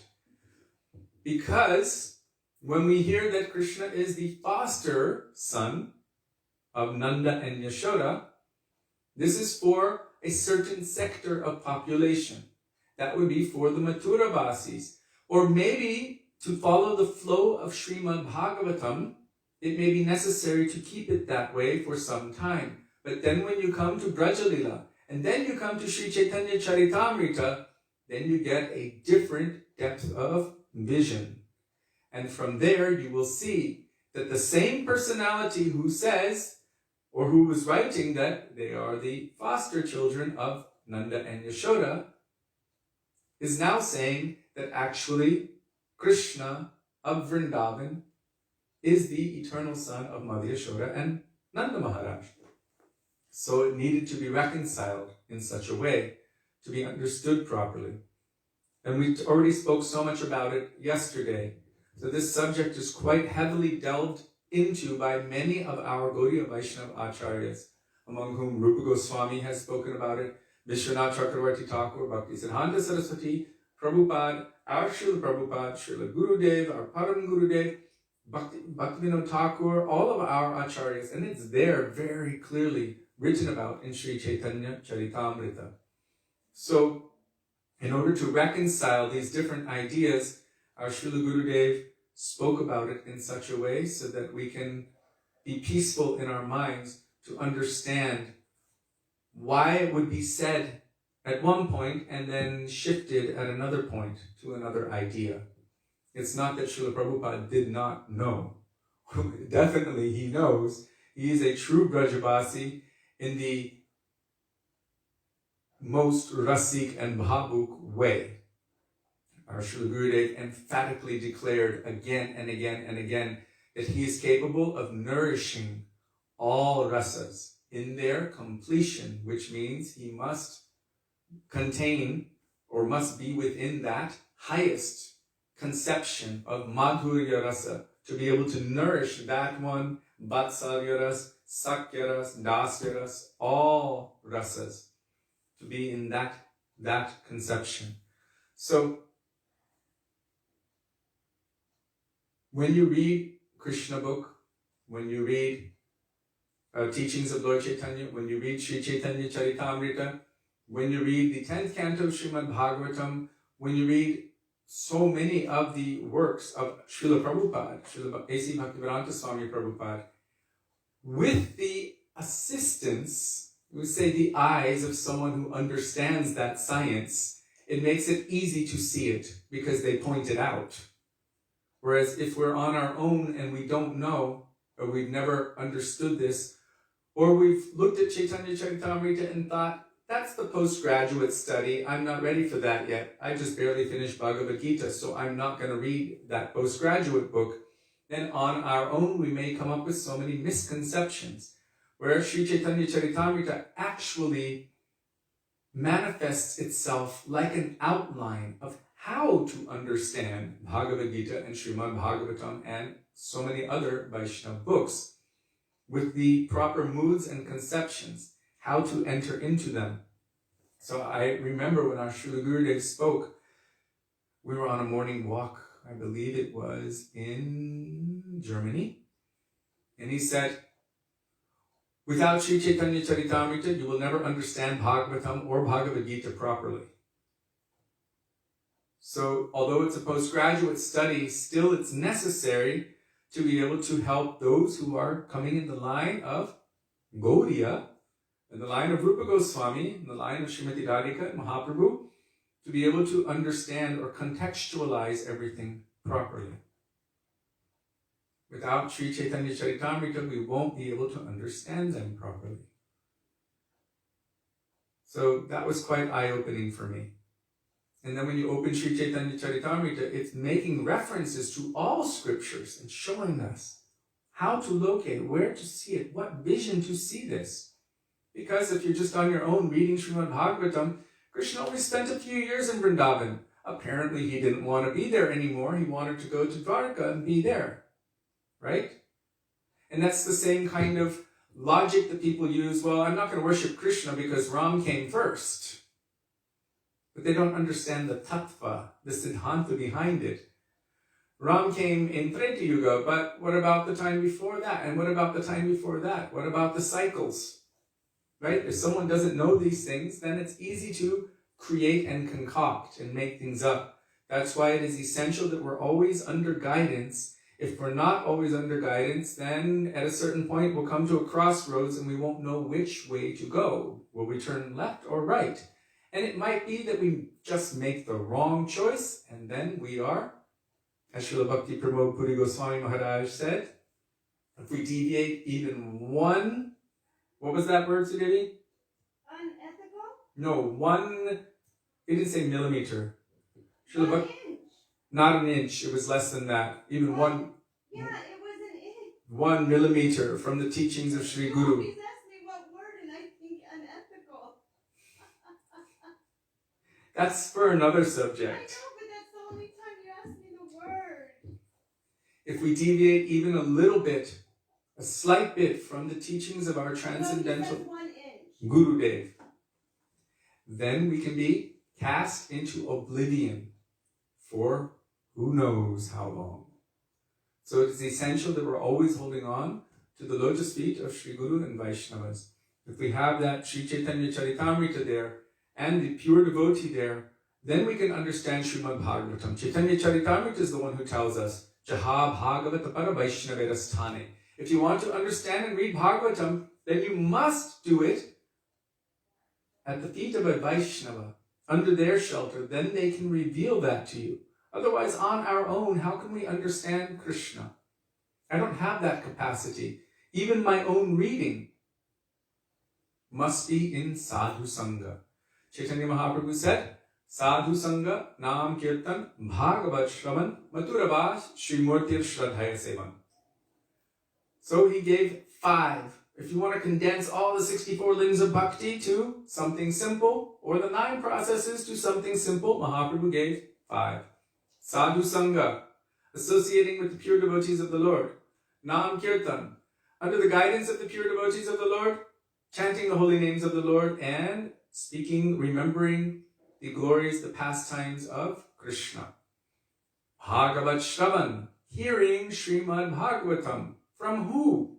From the sadhus. Maturavas, residing in the holy dham, Braj Mandal, Maturavas. How? In sadhu sangha. Shrimurtir Shraddhaya Sevan, worshipping the deity form of the Lord with faith and regard. How? Under the guidance of sadhus. So Srila Gurudev explained that with that one, sadhu sangha, then everything else automatically comes. But if you're missing that one, everything else will be lacking everything. How do we know this? Because Krishna himself says, Pratamam tu gurum pujam. First of all, you worship Sri Guru. If you don't do so, then anyata nishphala bhavet. Everything else that you do will be fruitless. So this sadhu sangha, associating with the pure devotees, that doesn't mean just hanging out with them. It means serving them and accepting their moods, their conceptions, their teachings, and applying them appropriately in our lives. By this, then, Ese Uttamagati, perfection can be attained. Why are we talking about lotus? Can you explain why Srila Prabhupada said that in the beginning we should worship Radha and Krishna in the mood of Lakshmi Narayan? Good question. Jiva Pavana. Oh, it doesn't say lota, it says iota. Lavalesh. Okay. Rupcharan Prabhu. I don't recall Prabhupada saying that in the beginning we should worship them as Lakshmi Narayan. I remember reading from him that in the beginning, because of our lack of spiritual maturity, that our seva will initially be accepted as worship of Lakshmi Narayan, that we're not necessarily qualified at this time to worship Radha and Krishna.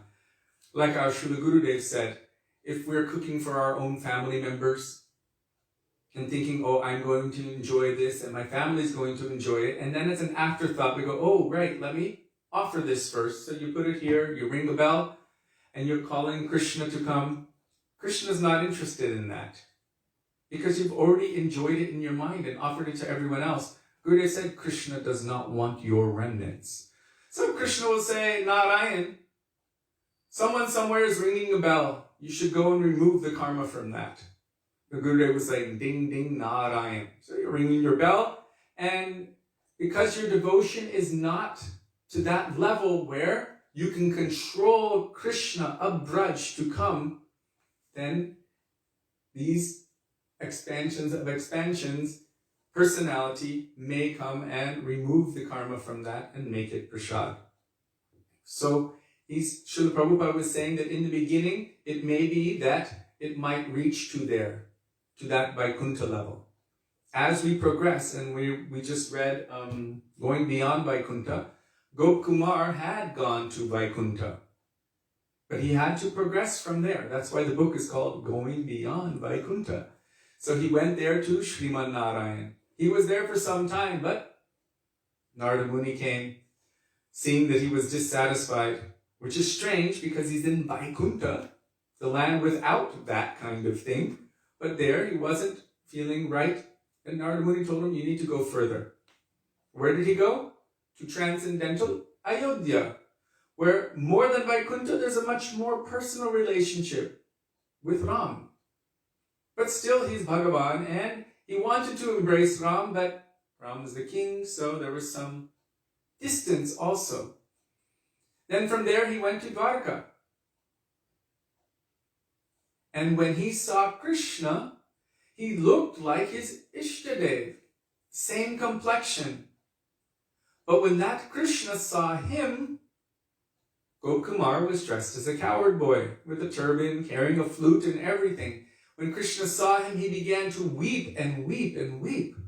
This created shock in the heart of Gopkumar. Why is he like this? Just seeing him, because immediately Krishna of Dwarka remembered the Brajabasis and his pastimes in Vrindavan. Seeing this boy dressed as a cowherd boy, it created such a mood of separation in his heart, and he was weeping and weeping. And then from there, Gopkumar was sent to Bhoma Vrindavan, means earthly Vrindavan, to continue doing bhajan, means to dive deep into his remembrance of the pastimes of Krishna, Braja Krishna.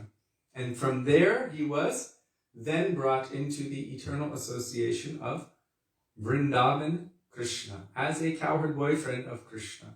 And Krishna and him embraced each other when they met each other. It's one of the most beautiful paintings. I'm sure you've all seen it. And when they embraced each other, at that time, in ecstasy, they both fainted. They both fainted in ecstasy. And so, from there you see that there was a progression. Although he wanted that, but his level of connection was not that mature.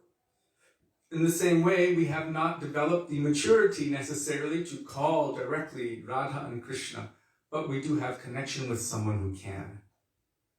Someone who can take what we have, some little bit of endeavor, love and affection, and purify that and offer it up through their Guru Parampara to the service of Shri Shri Radha and Krishna.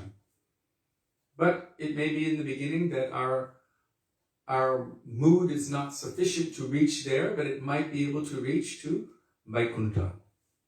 So that was my understanding why Srila Prabhupada said that they're like Lakshmi Narayan. Also, we worship them with a lot of awe and reverence mood. Now, this is also something interesting.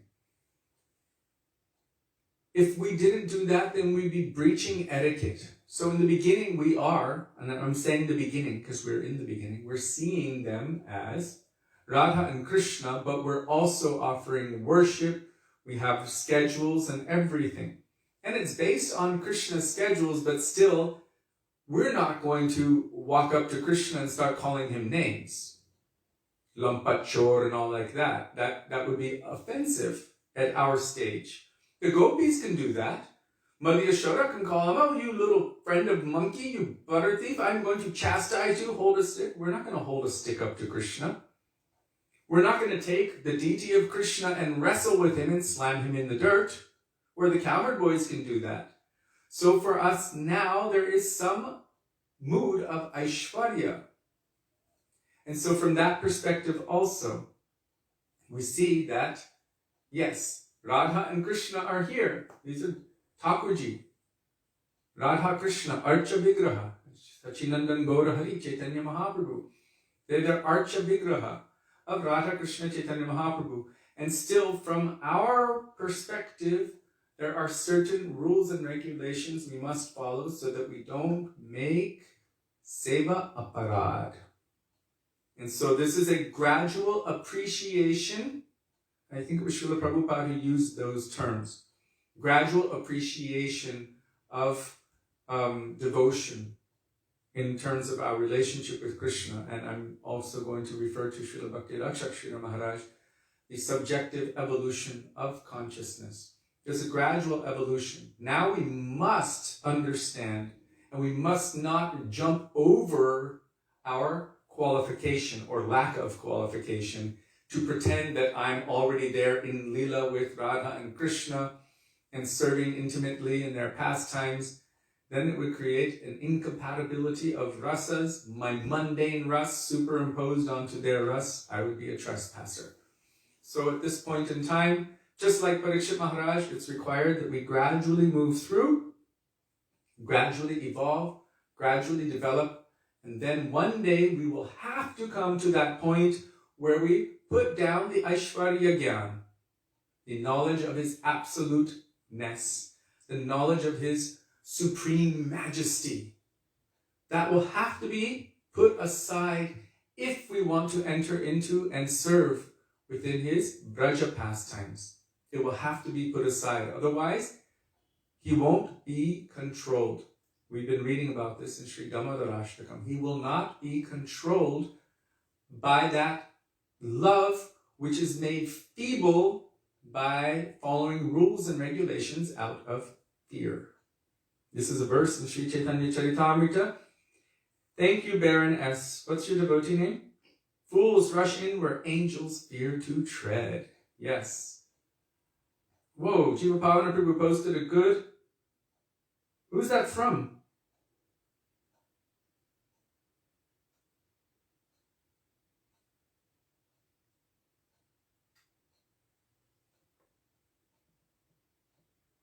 So Radha Krishna includes Lakshmi Narayan. Therefore, when one worships the Lord according to the regulative principles, the Lord accepts the service in the role of Lakshmi Narayan. So when one is following the rules of Vaidhi Bhakti, then Lakshmi Narayan, who are present within Radha Krishna, that aspect accepts. But we've already been reading again and again and again, only those who have given up all of that other Aishwarya Gyan. As Brahma says in Bhagavatam, Jnane prayasam utapasena mantameva jivanti sannukaritam bhavadiya vartam stane stita shridikatam tanuvanmanobhir yetyayaso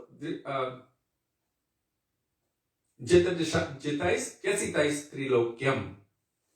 Only those who give up all of that, Jnane prayasam, means the knowledge of the absolute truth, utapasena mantameva, and they start to see from the perspective of Krishna's beauty, means looking at Krishna from a different perspective, by mind, body, heart, and soul, surrendering their everything in love and affection to Krishna.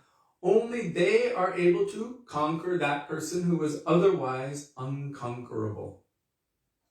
Only those personalities. And that has been referred to again and again in the commentary that we've been reading in Śrī Dāmodarāṣṭakam. by Sanatana Gosvāmī Pad, by our Param Gurudev, by our Gurudev, that only that person who has complete 100% love and affection for Krishna without being covered by Gyan and Karma and all of these other things, even Aishwarya Gyan, knowledge of this absoluteness, only they can fully conquer. And then Krishna will come. I think it was Bhaktivedānta Trivikram Mahārāja who was saying, how do we test? We need a test. If you were standing on one side, calling Krishna for lunch, and Mother Yashoda was standing on the other side, calling Krishna for lunch, which way do you think he would go? This is how Srila Trivikram Maharaj would put our feet back on the ground. You know, we would be like, oh, I'm able to serve Krishna. So in the same way, in essence, that it is not Krishna directly who's killing the demons in Vrindavan, Chaitanya Charitamrita says, but it is actually the avatars of Krishna who were present within Krishna, whose function it is to kill demons, who are actually doing the demon killing. Krishna didn't kill Trinavarta. It is the avatars within him who are killing Trinavarta or killing Putana. Krishna is just a baby. Krishna is just playing his sweet pastimes. He was only holding on to Trinavarta's neck for dear life, out of fear, because Trinavarta brought him so high up that he could barely see Vrindavan anymore. Krishna was holding on, and somehow the demon just choked and his eyeballs popped out, and he fell down to the ground. Like rasagullas. Like rasagula. So his eyes popped out like rasagula, and he fell down to the ground. Krishna was simply closing his eyes, trying to drink the milk of Putana, but within him, the avatars who killed the demons took care of that. And at this point, we may not be able to directly access Krishna, but Krishna in his other forms will be accepting our worship. So if it is Vaidhi Bhakti, and it is real Vaidhi Bhakti, then it may reach, as Srila Prabhupada said, up to that level. So although there are 64 kinds of offenses one can commit in Vaidhi Marg worship, in Raga Marg worship, there's no consideration of such offense, because the devotees on that platform are very much elevated, and there is no question of offense. But if we do not follow the regulative principles of Vaidhi Marg platform and keep our eyes trained to spot offenses, we will not make progress. It means also that we will not be able to enter into Raga Marg. Now, Sanatana Gosvāmī, when he saw the Chode Brahmani, she wasn't showered. She was cooking the khichdi, stirring it with one end of the stick and brushing her teeth with the other end of the stick. And Madan Gopal was there in her home. Sanatana Gosvāmī was like, it's not appropriate to serve the deity like that. You should be showered, right? Don't use the cooking spoon as your toothbrush. That's a no-no. Make sure you do all the things right. You're serving the deity. And so then he saw the next day, this deity Madan and her own little son, both were pulling on her cloth. Why are you taking so long? We're hungry. They were whining and crying. We're hungry. Why are you taking so long? And when Sanatana Gosvāmī witnessed that the deity had actually taken form and was behaving as her child, Sanatana Gosvāmī told her, as you were doing before, continue. Because she was already on the platform of Raga Marg. Spontaneous, natural, flowing love and affection for Krishna, by which Krishna was controlled. So this is the important thing. Until that time, then, it is important to take it step by step, very carefully, and understand where our feet are. Right? You're walking up steps, or you're walking in a very dangerous situation, then you make sure that each step is firmly planted before you take the next one, as our Srila Gurudev would so expertly walk the caterpillar down his arm. He said, one step at a time. When that one's firmly planted, then the next foot can move, like this. Step by step. Don't try to jump to the top of the tree all at once. In the process, you will fall and you will break your arms and legs and smash your head. So, we should be very careful about not making seva aparad. And yet, Jiva Pavan Prabhu is just sharing the nectar here.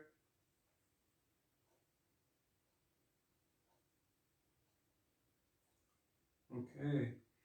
And he's posting references to different verses in Śrīmad Bhagavatam.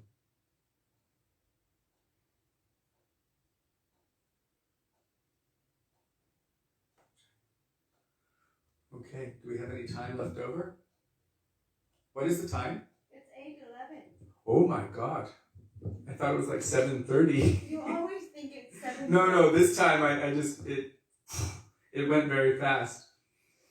So I guess we don't have time to study this now, but because of Braj Mandal Prabhu's question, it did relate to what we have been studying, and so many different conceptions came in. And it's essential to really think about all of these things and meditate upon them. It's important for us in our progress on the path of devotion to not be complacent, to just let others do it for us, to let the wave come and just kind of let that carry us. But we should also make some endeavor on our own. And that endeavor is to try to understand the teachings of our Gurudev, of our Guru Varga, and to try to apply them, to try to understand them, and to try to gain a holistic conception of them. Then when you hear something or see something which is being done in their name, but it is opposed to their teachings, then we can be, oh, okay, wait a second. And then a question should come. There should always be a question. If we just, what did they say? If we don't stand for anything, or if we don't stand for something, we will fall for anything. There's a saying like that. If you don't stand for something, you will fall for anything. If you don't stand for anything, you'll fall for everything. No, something. Okay, all right. That means, in our language, Guru Nishta is the backbone of bhakti. Right. If you don't have a conviction, if you don't have strong and firm faith, then anyone's opinion will come from anywhere, and easily it can be scattered. Thrown into the path of oblivion. And Krishna says very firmly in Bhagavad Gita that even one of the senses which is left unchecked can fully drag the mind away of someone who is even firmly situated into illusion. So we should keep it all very close, very focused, hold on tightly, and be in such a way that we can recognize when something is in line and when something is out of line. Śrīla Gurudev ki jai, Śrīla Prabhupada ki jai, Rūpānuga Guru Varga ki jai, Gaura Bhakta Vrinda ki jai, Gaura Premanande. Hari Hari Bol. I have to add one little thing. That includes endorsing and supporting those things which are out of line.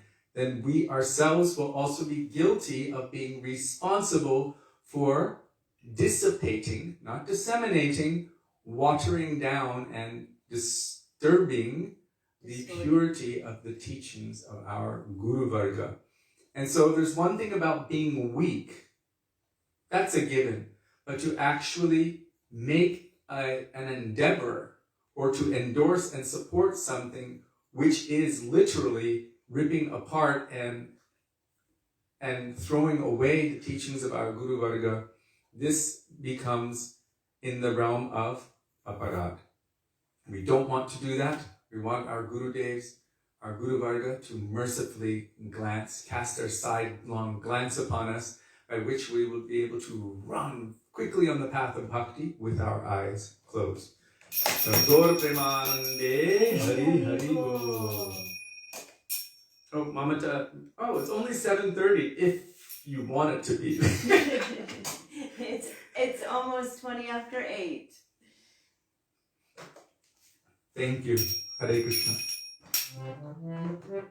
And stay for darshan, Thakurji has the new outfit on. Yes, new Shringar. Hare Krishna, Krishna Krishna, Hare Hare, Hare Rama, Rama Rama, Hare Hare.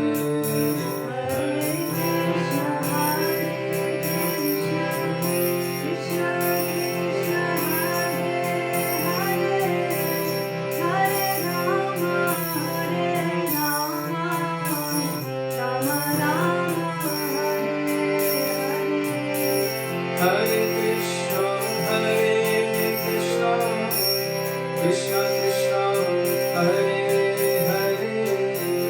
Hare Rama, Hare Rama, Rama Rama, Hare Hare.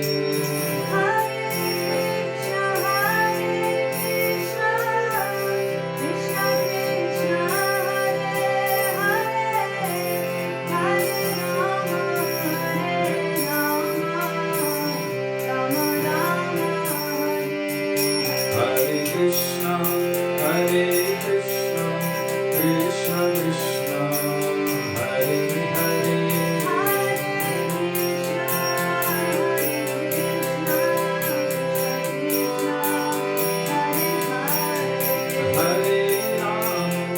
Hare Rama, Rama Rama, Hare Hare.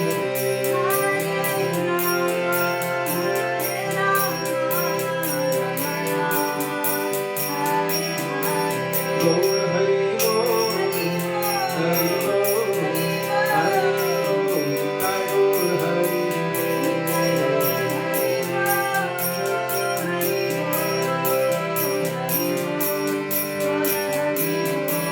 Jai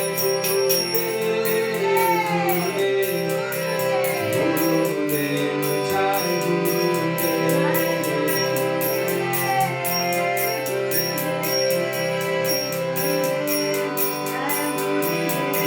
Jai Prabhupada, Jai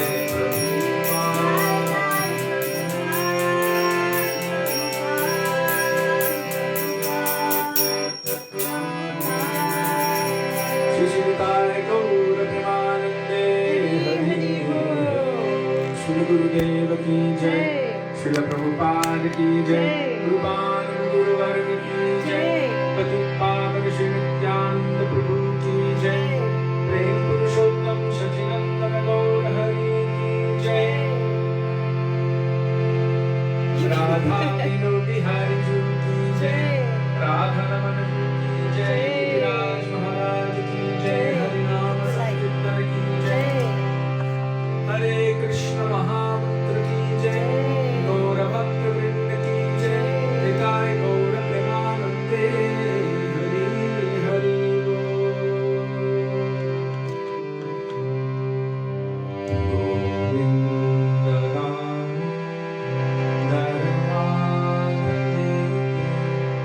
Govinda Damodarāṣṭakam. This is other one. Govinda Damodarāṣṭakam. Turn that light. Govinda Damodarāṣṭakam.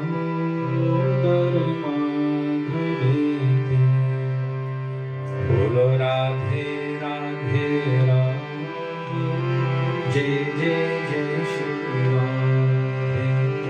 Radhe Radhe Radhe, Jai Jai Jai Shri Radhe. Radhe Radhe Radhe, Jai Jai Jai Shri Radhe. Bolo Radhe Radhe Radhe, Jai Jai Jai Shri Radhe. Shri Vrindavan Hari Lal ki jai, Jai Jai Shri Radhe, Jai Jai Shri Radhe, Jai Jai Shri Radhe. Shyam Gaur Premanande Hari Hari Bol. So thank you all very much for being with us today and giving us the opportunity to remember the beautiful teachings of our Gurudev and our Guru Varga, and also for your excellent question yesterday. Raktambar Prabhu gave so much food for thought and so much opportunity to absorb my time, my mind, my energy on diving through and collecting nectar on these subject matters. Also to each and every one of you, we feel completely indebted with extreme gratitude that you are giving us the opportunity to do our Guru Seva. He ordered us, our Srila Gurudev ordered us, that even when I'm no longer on this sphere, I want that you continue traveling and preaching my mission everywhere. So you're giving us this opportunity.